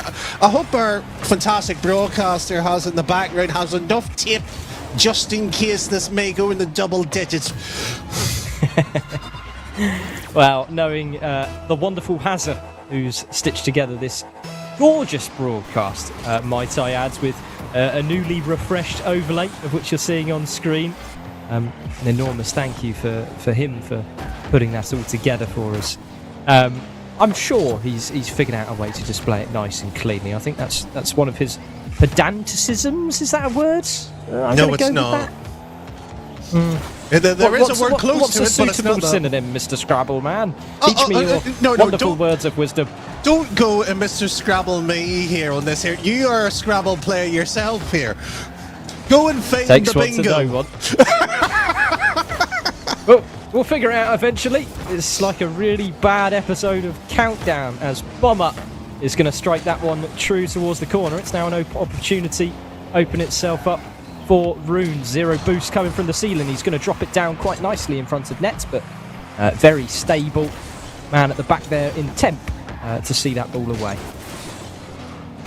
Well, good thing it's not in Australia. It would be referred to as letters and numbers. Never mind the 30 seconds of the famous dum noise that normally pushed across here. But I won't bore you the history of all the presenters of back in its day here. But there is a good old-fashioned dictionary corner. We've seen plenty, mind you, in the series already. But at some point here, you got to play away from the corner. That's how we're in the back of the net just as quickly as it comes. Absolutely. And it is Runes who was just eyeing up that back boost and then had to react to a very quick attack and threat given by Temp with the early challenge. And I think he was right to dive up with the pace he did, but almost caught himself off guard there. Certainly so. But, you know, at certain ages of the game, you just have to look at it and just go, you know, how do you play in certain moments or key situations here? But, you know, in terms of the certain side of it, don't you... Ooh, that wasn't close for the setup. You knew where that was planned to go, don't you, Danny? Planned to go! You wouldn't dare admit it. That one's a lovely little double touch from Bomber, though. Down from the ceiling, and that one has a name, and it's called a ceiling shot. He's double touched it off the floor as well. That is a really stunning goal in the grand scheme of things, Danny. Certainly is here. Last time I heard an like that there, somebody may have been playing the Championship of Worms and Sales scaffolding for the first time, using such a defensive manner, but different ways on how to build a platform, I suppose. Affinity, I can see you in that Twitch chat. Don't you mock my pedanticism, as Mr. Blue's going to step up and push this ball towards the corner. Runes is going to shuffle it away from the front post backboard. And one thing to note about the Royal Navy team stepping up today is I do believe Mateo stepping up towards the Krakens. There's sort of been a knock-on effect to some of these rosters. The Serpents, I do believe, are sort of in that position now where they're going to be looking to get some points on the board. I know you referenced they've just been outside of gaining some so far this competition, Danny. Well, after today, regardless of how the affairs go, they're going to have 2 on the board. Well, and that's going to be the key part of it. You know, they'll have something on the board and showing it, but I mean, we sat here and talked to Ilza, who was on the broadcast no more than last week, and it's nice to see a good fashion Rule 2. Rule 2. There we are, showing our age, and of don't course, I just had a quick look over to the feed that Hazard was outputting, and of course, all the action focused on that very position, as it should be. There's a demo to wave goodbye to the romance over on that side of the field. That's romance for you. Doesn't get any better, Danny. I'll take your word for it. Mr. I was Blue, wondering what I was doing wrong. Mr. Blue almost finding himself quite the impressive counter-attack with that soft air dribble. And many a times have we seen today that would be a payoff, especially when there's numbers at the back. And I think in today's day and age, often you opt for the flip reset and people sort of react to that instinctively. If you've got space off the wall, they try and plan in advance for that very method of attack. And the air dribble maybe having its time back in vogue, Danny, wouldn't you say? I love how you're just essentially just trying to poke me with the stick here. Back in vogue, the modern player. No, it used to be the air dribble bump and you just used to smash into the player. That used to be the technical way of playing the game, never mind all the things you've suggested there. Well, there's a technical way of playing the game, and then there is the scrappy one. Tridents fighting off more than they can chew at the end there, but a lovely little bit of play for their counterparts to be quite pleased with in that game. And I just want to go back to the wonderful Bombers goal off the ceiling. I'm sure we'll be seeing that after the series is all done and dusted, but a proud performance from the Serpents, and I think quite showing of how they've been able to step up their play for this week. Well, it certainly is. I mean, you know, how do you perform in sort of the key moments, or how do you sit there and build it for the, for the Royal Navy Serpents? This is essentially a building roster. You essentially have to, go through these sort of emotions. We sat there and seen it with the RAF last season when the likes of Shadows and the RAF Harriers, they literally just came out at that point, and the RAF Shadows then came through. I think with the season being shorter, comparatively speaking, Serpents is the wrong team for them. Where the Tridents here, they've blossomed, they've got it, and you just see by the score now, how, I don't like using this phrase, but it's one-sided. It's just pure domination. Yeah, it absolutely is, and I think it's what we come to expect from this matchup. But what it is it's a glimpse to the future, and the Royal Navy. I remember I was just speaking to Stimplebog from the Krakens earlier today. He can recollect the time back when there was just one team putting itself forward at any given time, and of course the nature of the work that these guys put in really sort of is a struggle to manage more. This is the future, Danny. Do you not remember the original roster back in Insomnia? Oh, which Insomnia are we talking about here? I-65, did I say? A little bit higher than that. 7? Yeah. There we go, I-67. I don't know, but it probably had a Stimplebog and a Horizons in it. Correct me if I'm wrong. Certainly so. And I'm trying to remember the third of being Jax. Or unfortunately, hold on. You came to me with two. trivia and tried to play it smart, and you've forgotten the third man. No, because the problem is they swapped their thirds. Oh, right. Is it like a deck of cards? They just, took it out the back line, swapped them in, and you've forgotten. No, because the thing is, because you had the RAF also sharing a member of the roster with one of the British Army players. Ah, yes. God, we are talking quite that time ago, aren't we, Danny? And I remember... That was before, the RAF community was properly around. Before we got invited to that first show match cast. And ever since then, Stale and Cedric has regretted inviting me onto the commentary booth. Well, you're still standing here for now, so count your days, Danny. Oh, it's alright, we're getting too old. We love having you here.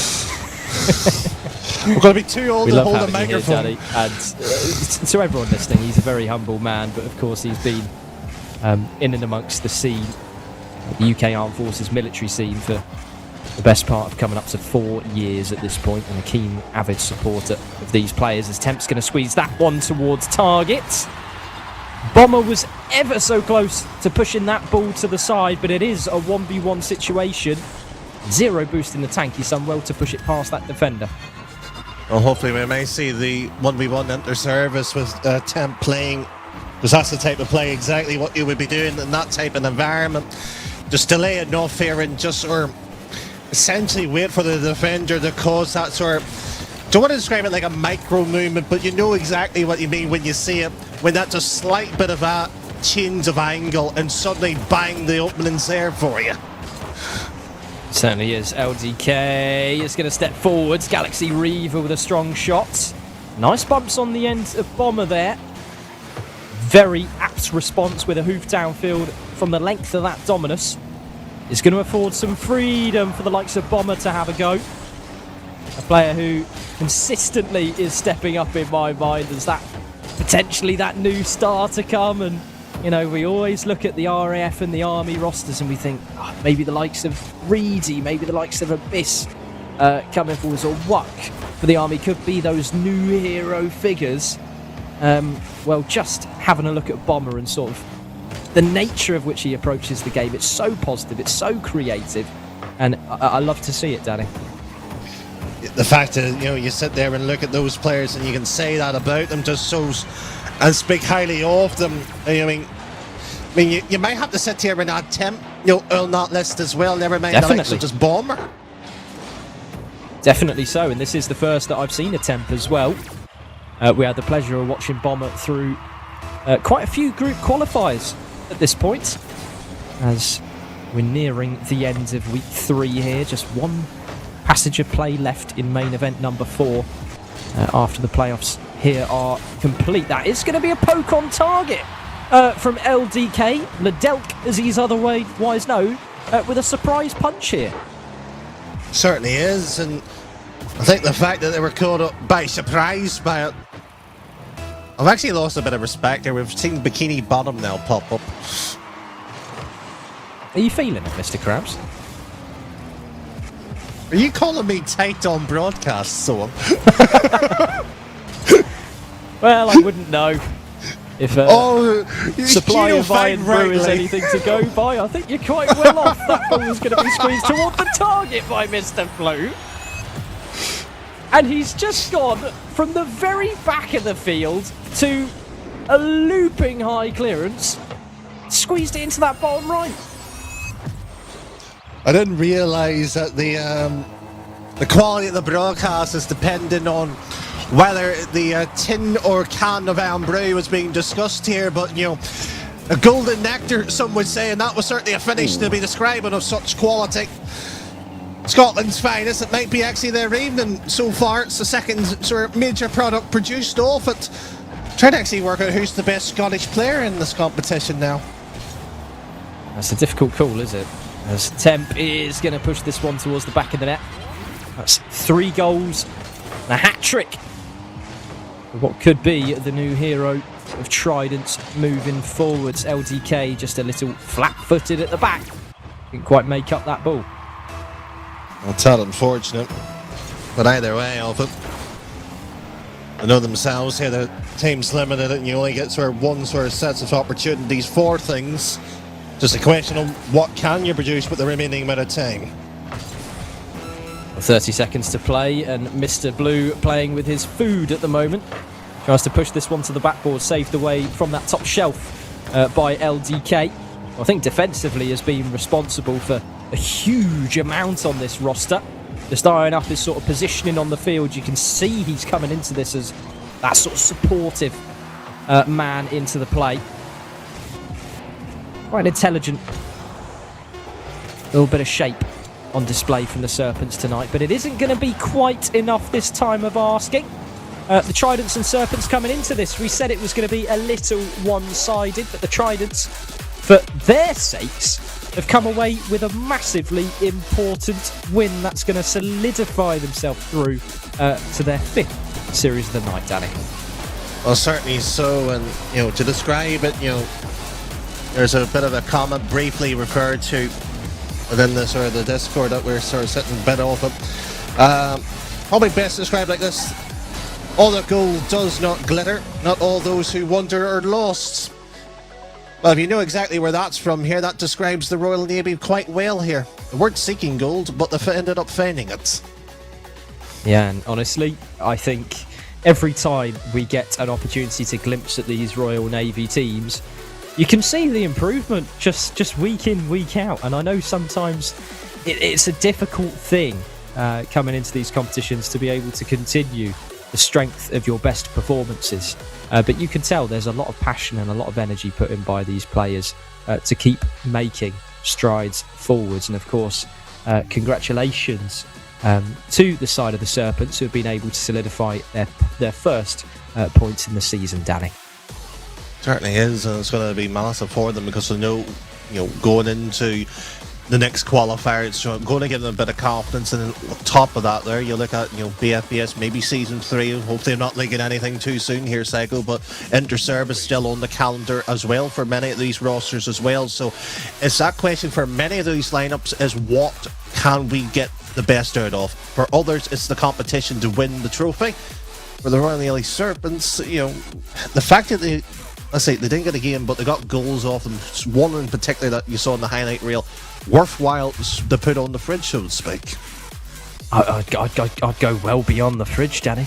I'd stick that in the Louvre. It was a special shot from Bomber.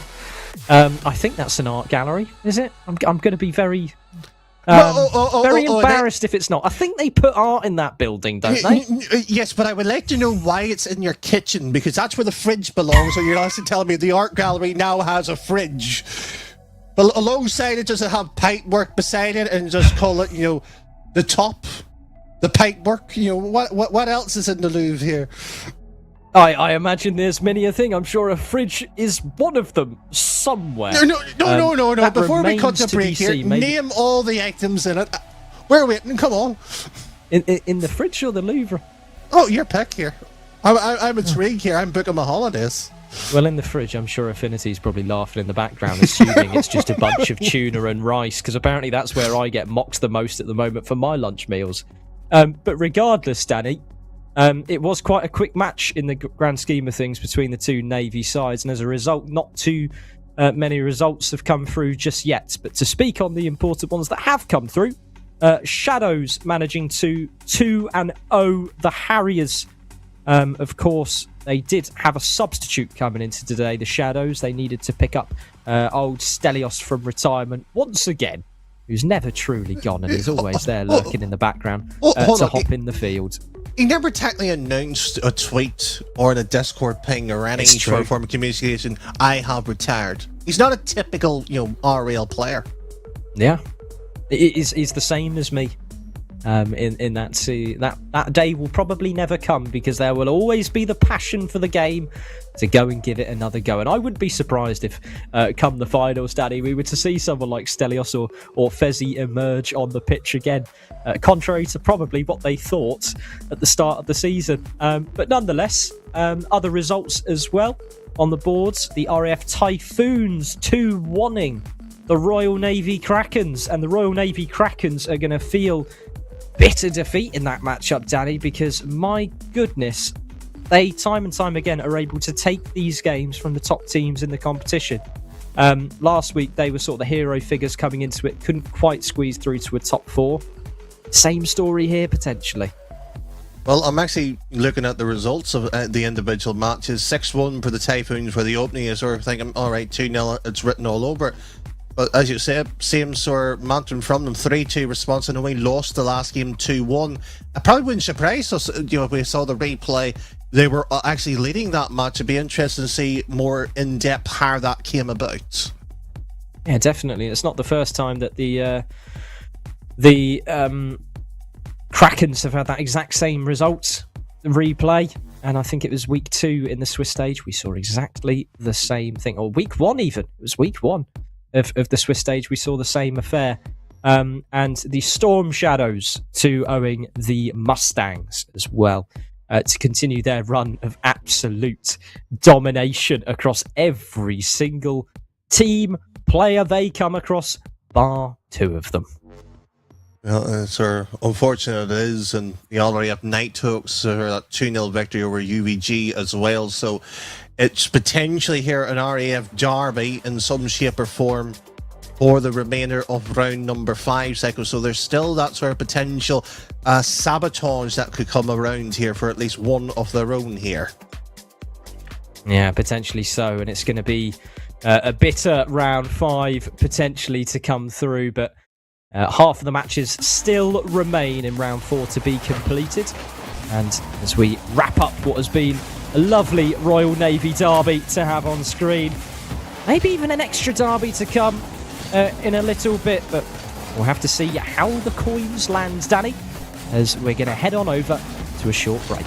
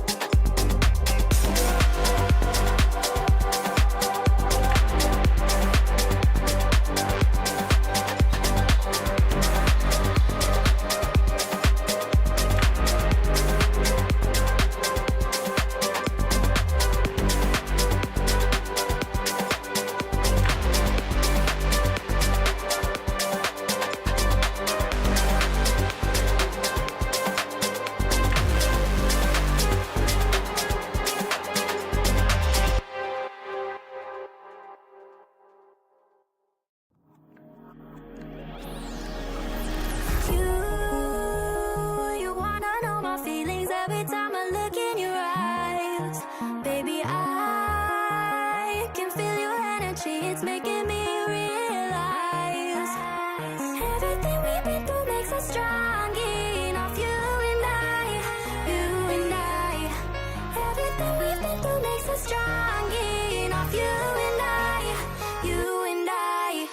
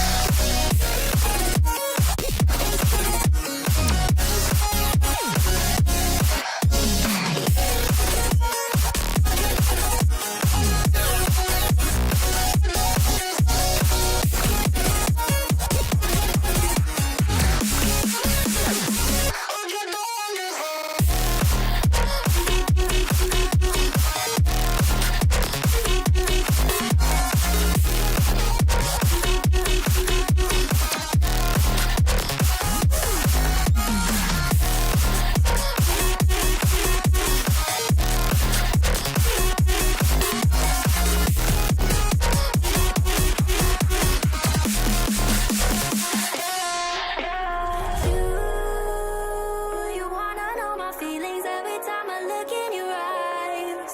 Baby, I can feel your energy, it's making me realize everything we've been through makes us strong enough. You and I, everything we've been through makes us strong enough. You and I, you and I.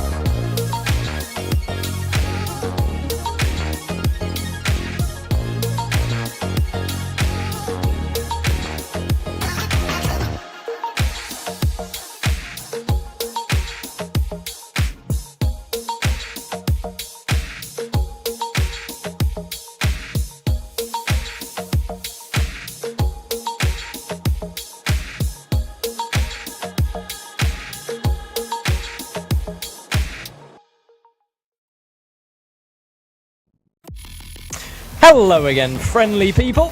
You join us back for the BFBS Pro League, and we are at the very tail end of the Swiss stage now, series number 5 of the day. And myself and Danny Boy have been bringing you the action today, and we've just had the pleasure of watching a Royal Navy derby with some flurries of brilliance from the underdogs, the Serpents, but it was the Tridents to come out on top towards this final series of the day, Danny. Now, we're in the 2-2 match territory, so it's either elimination or promotion through to our playoffs. And, well, a lot of the teams that we're seeing on our screens right now have been in this situation before.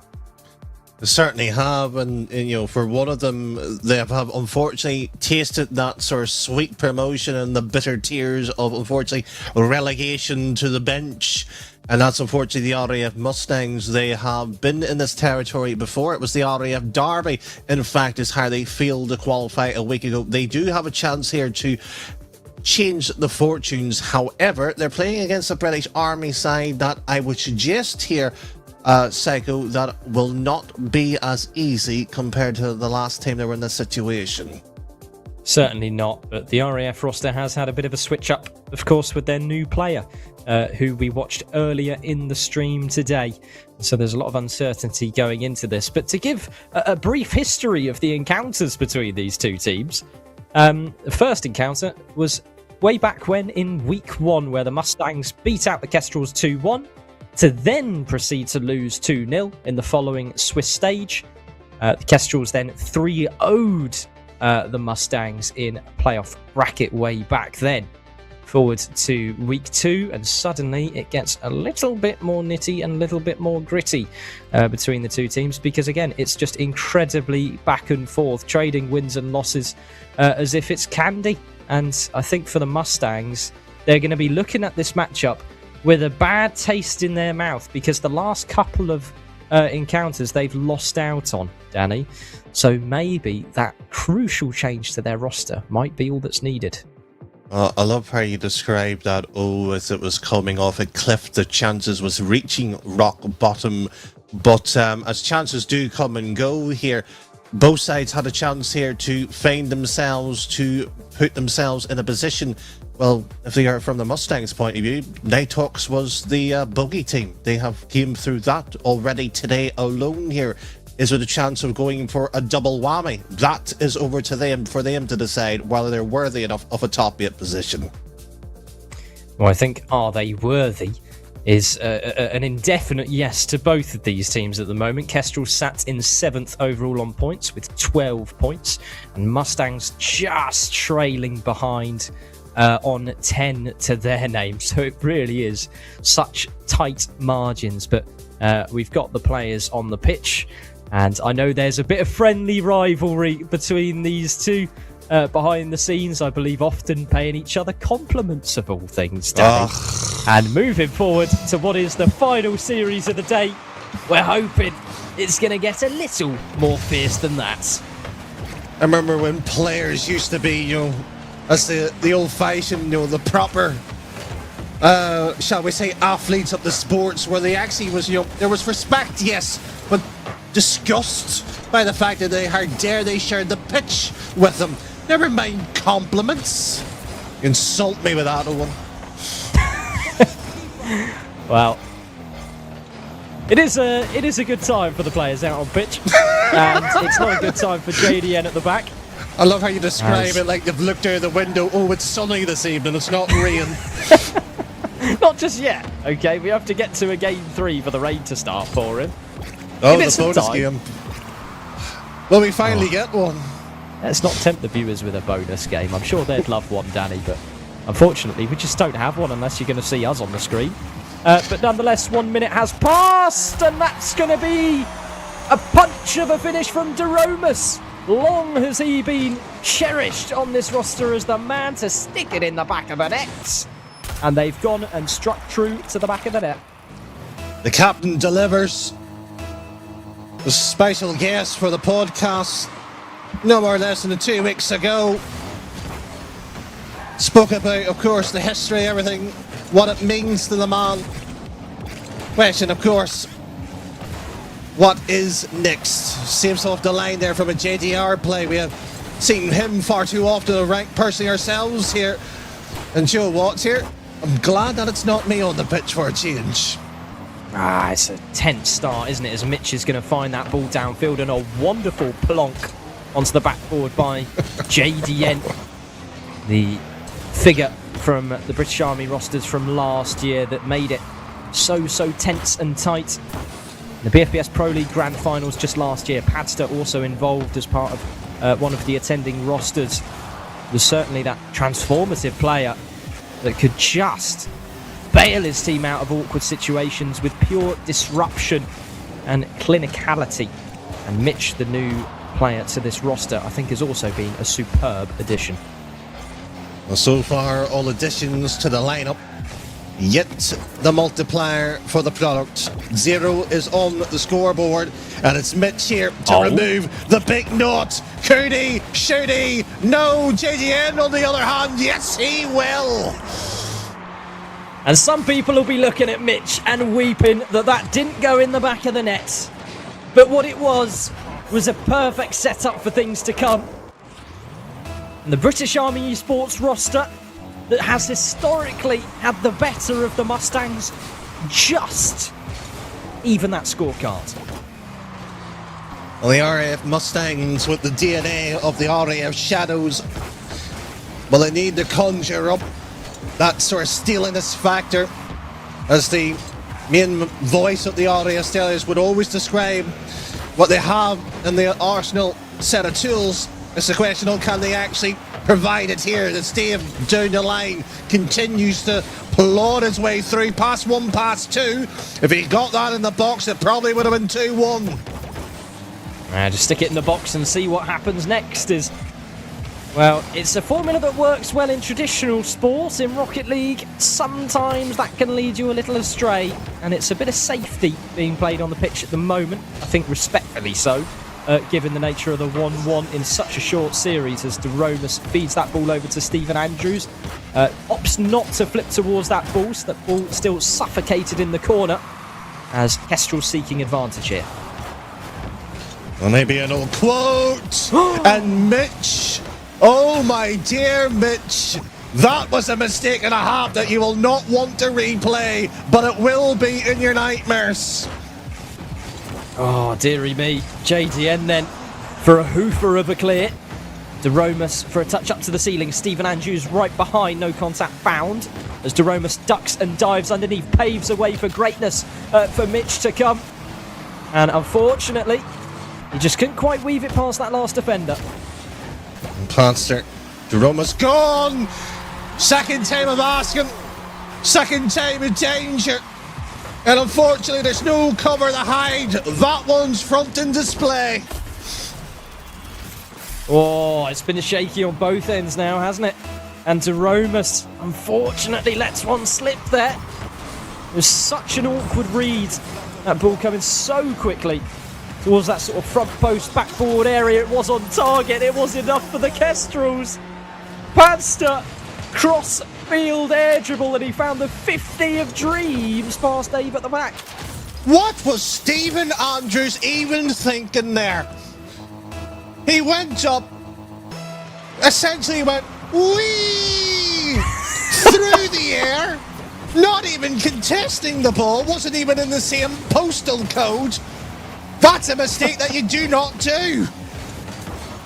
Oh, Stephen, we can only say this because you were the saviour last time we watched you on the pitch, and I know Stephen Andrews is going to be gutted, but it's okay because that player has massive influence on all areas of the pitch, as he does go coincidentally whizzing by again. Dave is going to strike that towards the target, and Padster trying to find safety in the corner, but Mustangs establishing themselves everywhere on the pitch, but just not enough time to get it done. Joe, you could sit there and talk about being all over the pitch. No wonder he's all over the pitch. Probably using about 500 boosts per second just to be able to provide that ability of, same day delivery to describe that sort of transport. But in those moments, and when we sit here and looked at it last time around, you can sit here and say the RAF Mustangs lost their heads in key moments. You're 2-1 down, about 2 minutes still left here. You do not show a sign of weakness in any shape or form, but if you're jumping from half across the pitch there in a deciding set of matchup that this is in round 5, you do not do that. No, you're absolutely right, and I feel like that's bound to be acknowledged, quite frankly, by this Mustang side, but it's an absolute group effort in the way they let some of those goals slip, and I think every single player responsible for just a moment that went wrong for their roster. And Kestrels, they're going to be smelling blood in the water. They're going to look at these sort of goals that they punch through quite weakly and think that is a real opportunity for us. And the Mustangs, quite frankly, do not have time on their side. They don't have it. And frankly, at this point here, the opening minute, they shouldn't concede. That's the game plan they should be going into. If they grab a goal, happy days, you can somewhat relax loosely at that. You cannot afford here because, the Kestrels will be sitting there just smiling, they'll be laughing. And rightly so, because they've played themselves in a position where you make your own opportunities. They've done that expertly so there with the last 2 minutes of the game. Good 50-50 towards the target from DeRomus and Padster on that left-hand flank with no boost, bailed out by Mitch as two come together. That ball dropping down towards the orange net, sifted away quite comfortably by DeRomus. It's an infield ball loose towards Padster. It's very much teasing what could potentially come as this ball often floated into no man's land in that midfield from both teams. I think it's fair to say they want to release the ball quickly. They want to almost give away possession to try and reclaim it in future. That's the way it looks at the moment. And the fact of it is, if you looked at the RAF Mustangs position, you had David and DeRomas, not essentially double stacking, but it's on the same lines, they're on the parallel.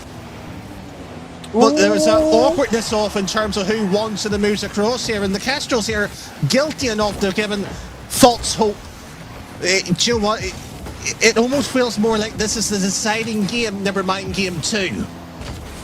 Absolutely does, and I do believe, Danny, I've got a feed restored as my game has unfortunately crashed, but JDN on the ball here, dunked away by Dave as the ball drops on down towards that blue territory. Great infield ball!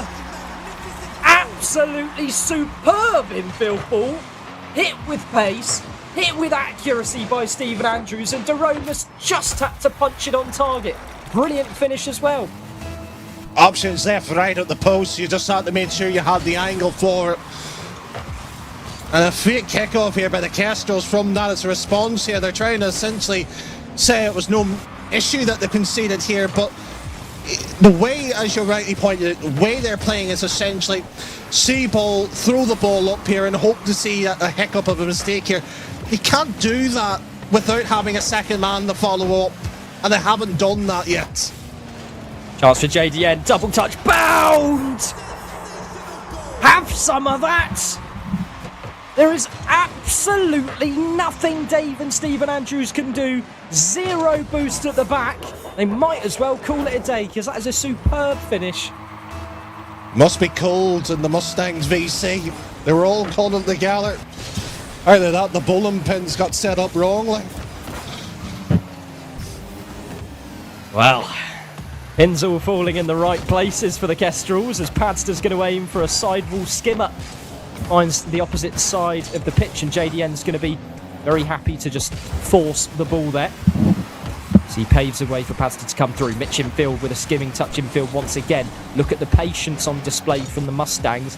They don't want to make that potentially fatal commit that could go ever so wrong. And they're playing as a unit to work this ball out, but they've got to find a way to get downfield too. Well, JDN to continue low boost, so it has to be a pass and play. Hopefully the RAF Mustangs has notified the situation. This is danger. Massive save by Stephen. Maybe a goal, but if you just soften the touch, that would have been a pass on target. Padster maintaining that momentum, coming out of defence with absolutely nothing, is now an option. Unfortunately, no contact found. Mitch, hungry to get in the mix early. He knows there's no last man. He's touched it just towards the front post. But Dave has scrambled back at the brink of death. And this next goal could be all it takes. And it looks like it's coming. It looks like the Kestrels have established that chokehold sort of pressure that they can deliver at the best of days. For Mustangs, they've got to be really fearful right now. Certainly so. And the only way you can describe the RAF Mustang is sort of like the porcelain piggy bank that you need to get a hammer to smash open. You know, it's just waiting there for somebody to essentially take the money out here. It's willing to pay off and the right play comes around. And that's an excellent save. It's a shame it was JDN that got it. Dave needs to find his way quickly into this one, and Stephen Andrews does have control over this ball. JDN tempering himself for that commit coming forwards as well. And the RAF Mustangs have almost fell victim to what was a brilliantly rehearsed play by the Kestrels. Wasn't meant to be. DeRomus in field now for the Duncan. Dave stepping up to the plate as third as well. All eggs in one basket, but that ball slightly wide. And it was a very difficult shot to put on target. That one could be good as well. Saved away just off of that left-hand post. Well, at this point here, Second might have enough eggs for his omelette. But they've been scrambled all the way back. Here was the Mustang shot on target, saved above the net. Padster's up, foolishly jumping at that moment. You have them all dangling when you want them. Should be OT, but we've been here before. We certainly have. JDM for one last hurrah. Infield pass, turned into flip reset, turned into ball hits the floor. And we're looking at history repeating, and that Stephen Andrews long has been that final defender. For the last 2 to 3 minutes of play. There goes another clearance from that very man. Double touch through on the ball. It's JDN prods, pokes towards the corner. And it's a great dunk from Padster. Surely it's game, set and match. But Dave is just a sitting duck by the front post, waiting to pick up that save. He was a duck ready for the stuffing. And frankly, how that did not go in is a shameful bit of a display from the attacker. And that goes goodness. in! That's diabolical defending! Oh, you don't use that word often. That is panic. And poor old Kestrels, who had momentum for the better part of 5 minutes of play, continuously, front to back, tooth and nail. They couldn't quite get it across the finish line this week. Watch how this unbelievable game transpired. A few bits of brilliance from the likes of JDN. Mitch as well on the double touch over to the backboard earlier in the series proved that the Kestrels have that individual quality to punch through those back lines, Danny. But it's one of those matches which has just gone the way of the Mustangs. And surely that is a massive momentum boost, because to come away with a win from that is quite something. Joe, probably the best way to describe it, knowing DeRomas as well as I do, you know, it was like a Gotham chess video. You watch two GMs there, essentially brilliant bit of play, you know, double up the back, well, pass and play, and then suddenly you got, you know, 300 ELO players suddenly just scrapping at the ball and sort of going, how do I, you know, capture a pawn here? El Passant, what's that? It was oddity in terms of how that was, but you cannot deny there is passion, there is fight. But, you know, partly the reason why they're playing that, if you want to describe it sloppy, it's because they know the importance of the points at this current time. Can't be stated enough, can it? For both of these rosters, top 8 is a must. It's a necessity if they're going to come away from this Pro League smiling. The likes of DeRomus on the end of the Mustangs. Oh, how dearly they wish they could see themselves in that same position they ended up in just 1 year ago. Arguably one of the most passionate heads on the field we had in the finals last year. Electric on the pitch, but Mitch, the new blood, the fresh breath of air for the Kestrels, with a brilliant shot towards goal. Credit to JDN for essentially sitting there and becoming like the human sort of dog slinger for your sort of tennis ball to be flung across the pitch. Pops it up beautifully for the strike as well. And suddenly now, from a neutral's point of view, it forces the RAF Mustang to attack the game. They're going to, and they're 2-0 down. Oh, it's a small miscommunication, dare I say, there between DeRomus and Stephen Andrews. And I think DeRomus had the trust in Stephen there. And it's such a last-minute call to make. DeRomus chose to stay. Maybe punished him there.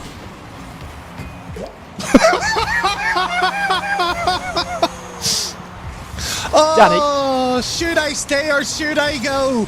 That's the song for this one. Did you just steal my line, Danny? Crikey, I didn't think it was that good, but you're absolutely right. RAF Mustangs have got themselves another brace. DeRomus then, with 100 boost at the back, beaten to the punch. And just look at the Orange team as they step forward. It's individual. They're not willing to flood the numbers downfield until now. Stephen Andrews, the recipient of that infield ball. The ball wide open for DeRomus to let loose. And Dave smartly recovered at the back there. I may have been smart enough to catch it, take it out to the wall, or smack it as hard as you can up to the wall. But this is pressure at the pinnacle of the esports here. Stephen, oh, he drops it off, and Dave up the wall. No way. Oh, yes! Oh, yes! Would you believe it? Dave has come away with a dunk straight in front of net. And every single time that ball finds itself in the infield, DeRomus, the recipient of a treat. How many times are we going to say it, Danny? Maybe saying it one more here. And Podster's just sitting there. And he's probably sitting to his teammates. Please help. There's a DeRomus bobbing down. Stephen Andrews couldn't quite get the best of that 50-50, and Padster on the left-hand flank eagerly awaiting a pass has gone. He's committed to the challenge, and the Mustangs have just baited out a very aggressive attack from the Kestrels. Look how that reversed. Just sit there and appreciate the demos. 2 wide players on the flank from the British Army, and it's a long Irish punt essentially up the field. Wide open to the back of the net there. Oh, you could not be happier seeing that, and most importantly, that's the outright lead now that the RAF Mustangs needed, wanted, and they've extended it by 2. How, in 2 minutes of play, have we seen an RAF Mustang resurgence of quite this level? That shot was picture perfect towards the top left, and it was just hit with that awkward pace that made those defenders think. And it was maybe that blip of a split-second decision on that touch which went slightly awry at DeRomus now to give some more pressure, but JDN with the presence of mind to control this with an air dribble forward. Bates past that second man, but there is support behind. There may be support, but I wouldn't mention the words or the name of resurgence to either of these 2. Previous losses dished it out back in season 1, but the remaining of the old players that's on this pitch. And Ritzy and Lyon will not take lightly of their name being used because they want the 3-0, 2-0, anybody around. But Pastor, against the opposition that he's facing right here, right now, needed that mostly importantly. And Stephen Andrews once again goes, wee! Padster's going to be smiling. Licking his lips, in fact, because there's 2 minutes left on the clock, Danny. Only 2 minutes. Certainly is now. JDN for the demo then. To ease the path forward, Stephen Andrews is just going to smash it forwards as he should there. And a very nice counter from Mitch as well. And I just feel as if we're settling to the chaos a little bit more now. And I can't believe I'm saying those words. You're just tuning in for the first time. You're in for a treat watching the remainder of this. We normally don't see a 7-goal game of any description, not in the 3v3 world anyway. But to describe this as going into the chaos, well, in the next 60 seconds, we're going into the darkness. Nobody will know what to do. They just have to walk blindly into it. Lovely chip up high. And that soft flick forwards. The shot attempted, but blocked and stuffed away by this Mustang's defence as now they encroach upon that blue territory. Mitch with a lovely soft touch has regained control and baited out Stephen Andrews. Almost beating him to the punch there. Could have set himself up for a potential chance to follow. And poor Combs there. And really there's about 2 chances left from either side here on the opposing net here. And Pastor should be diving on this one. And Mitch should just be considered hoofing this downfield. He's done that. There's 2 options. There's a back wall there, and Stephen Andrews misses for a change. And I'll tell you what, Daddy, my heart's racing now. And I daren't think what's going through the Mustang's mind at the moment as Mitch pops the ball infield, dunked away by JD, and it's dropped down. And Mitch, the recipient of glory for the Kestrels. That replay makes that, unfortunately, a lot worse to watch and listen and to see. But now you seek the Holy Grail, essentially. The winner, the deciding goal. Somebody's got to do it. And there's less than 10 seconds to find it. If not, we could go on for a lifetime here.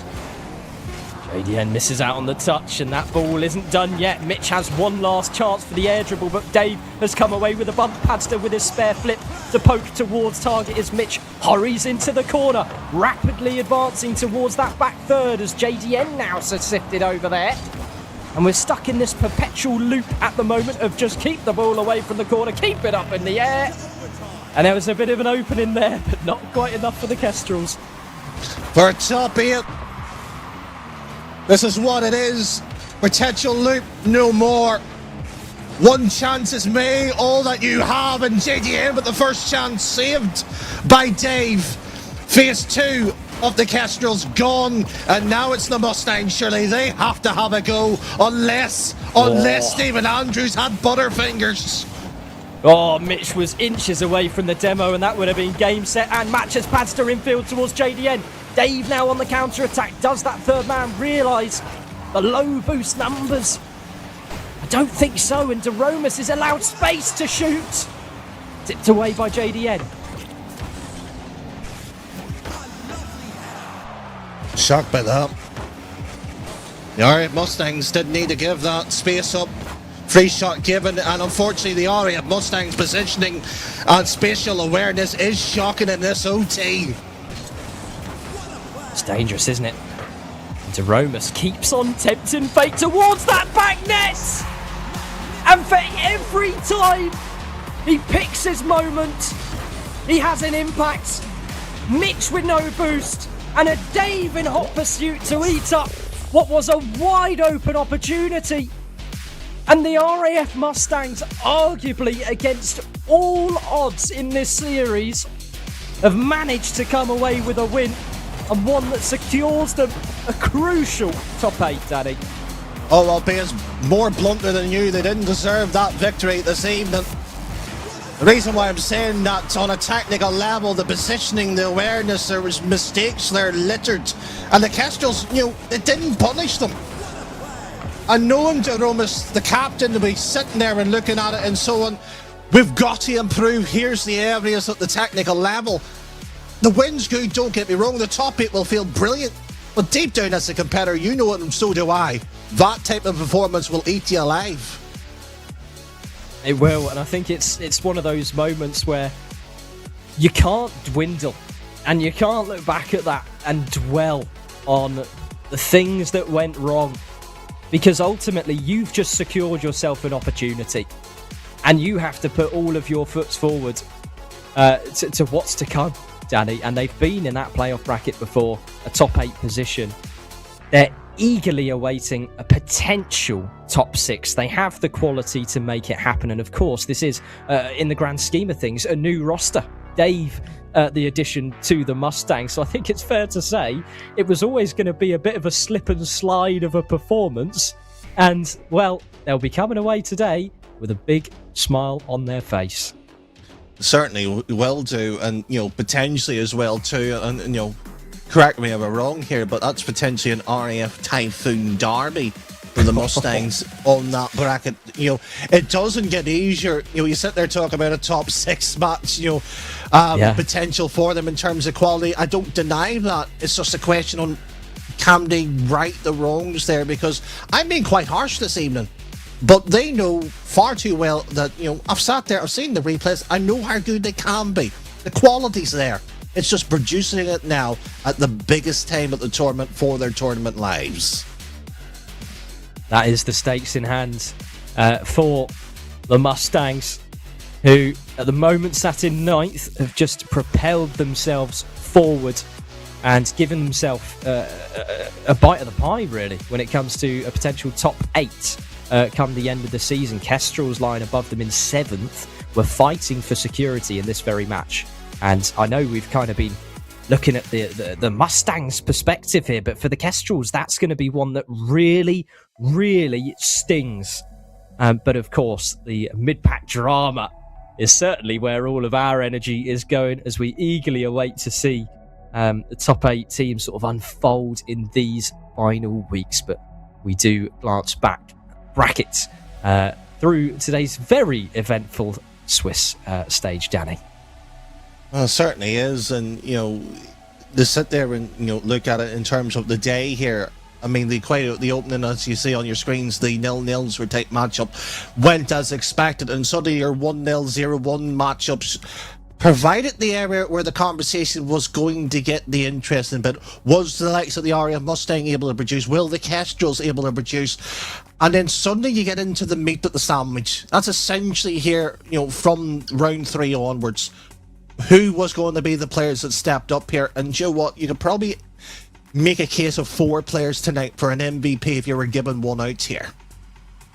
Yeah, definitely so. And as we look towards the qualified teams, of course, sitting very, very neatly atop their throne at the moment, and rightfully so, the British Army Esports Buzzards, and that is with a substitute, Fezzi, to replace Onza for this day's affairs. SEA Dragons as well, comfortable in sweeping their way through the competition, and that's when things started to get a little more spicy, shall we say, in terms of the possibilities of what could unfold. But the Storm Shadows, Falcons and Typhoons were the ones to push through that 2 or 3-1 victory, and then of course the narrow wins in the 3-2. Krakens, Shadows, and we saw it here with the Mustangs. They were brilliant, and they got it done, Danny. That's what matters. Certainly is, and it's going to be those key moments when you sit there and take sort of the snapshot of your campaign. It's hiring what you've done, and it's these moments here that will determine a few things here. But there is still time, mind you, for that top 8, or at least this qualifier 3, for players to find that 1 or 2% extra. Can they show us and go beyond what's asked of them here? Yeah, and I think for me, the real interest is how all of the teams from 4th through to 8th are going to unfold by the end of the season, because my brain can't figure it out, and it's scrambling for answers, and with every passing moment, there's more uncertainty. I'm really solid with the top end of things. SEA Dragons, Buzzards, Storm Shadows, they have quality written all over them at the moment. Then we see the Typhoons, occasional drop-offs in performance, but today they certainly made it stick. You've got the likes of the Kestrels, you've got the likes of the Nighthawks even coming in to pose potential threat for future as well. I'm just so excited to see where this all ends up, Danny. Well, I'm going to throw this in here. The one bit that you haven't even mentioned is that the RN Krakens themselves here, who qualified in that position, are out of the top 8 as it currently stands with the points. The Kestrels hasn't qualified, and you're talking them all 3 approximately tied on what, but give or take, say 16 points here. So one decent result here, and suddenly here the solid performance. Suddenly here they're in a conversation of that mid pack, as you put in, say, like so the Typhoons, the Falcons, becomes a lot more interesting in qualifier 4, because suddenly here by round 3 at the Swiss stage, you're either in or out here. That's how soon things could be decided here. Yeah, definitely so. And well, a lot of practice to be had by these teams leading up to week 4, which arguably is going to be just as important as the finals itself, because everyone wants to play for that qualification, Danny. And I remember in my infancy of competitive play, the one that gets your heart racing isn't necessarily the one where you're in the moment. It's the one that pushes you to get to where you aspire to be. That's the one that gets your heart racing. And for a lot of these teams, the playoffs bracket may just be a decider of where they end up. But so many questions remain to be seen. And I think we might as well have a glimpse at some of the highlights from today's affair. It has been full of action. And, well, take it away.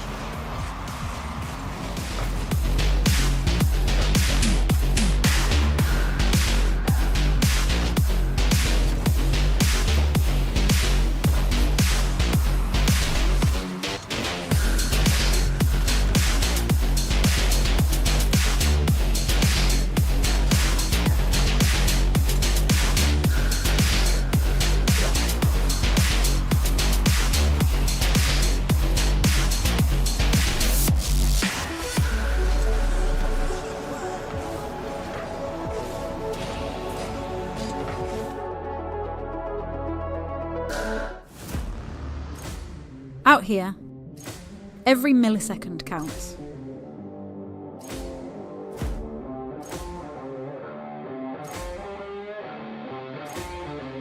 And in here, every millisecond counts too. Never let delays ruin the action.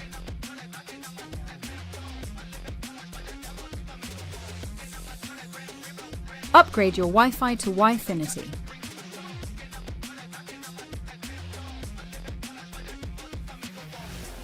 Use code BFBS50 to get 50% off your first 3 months.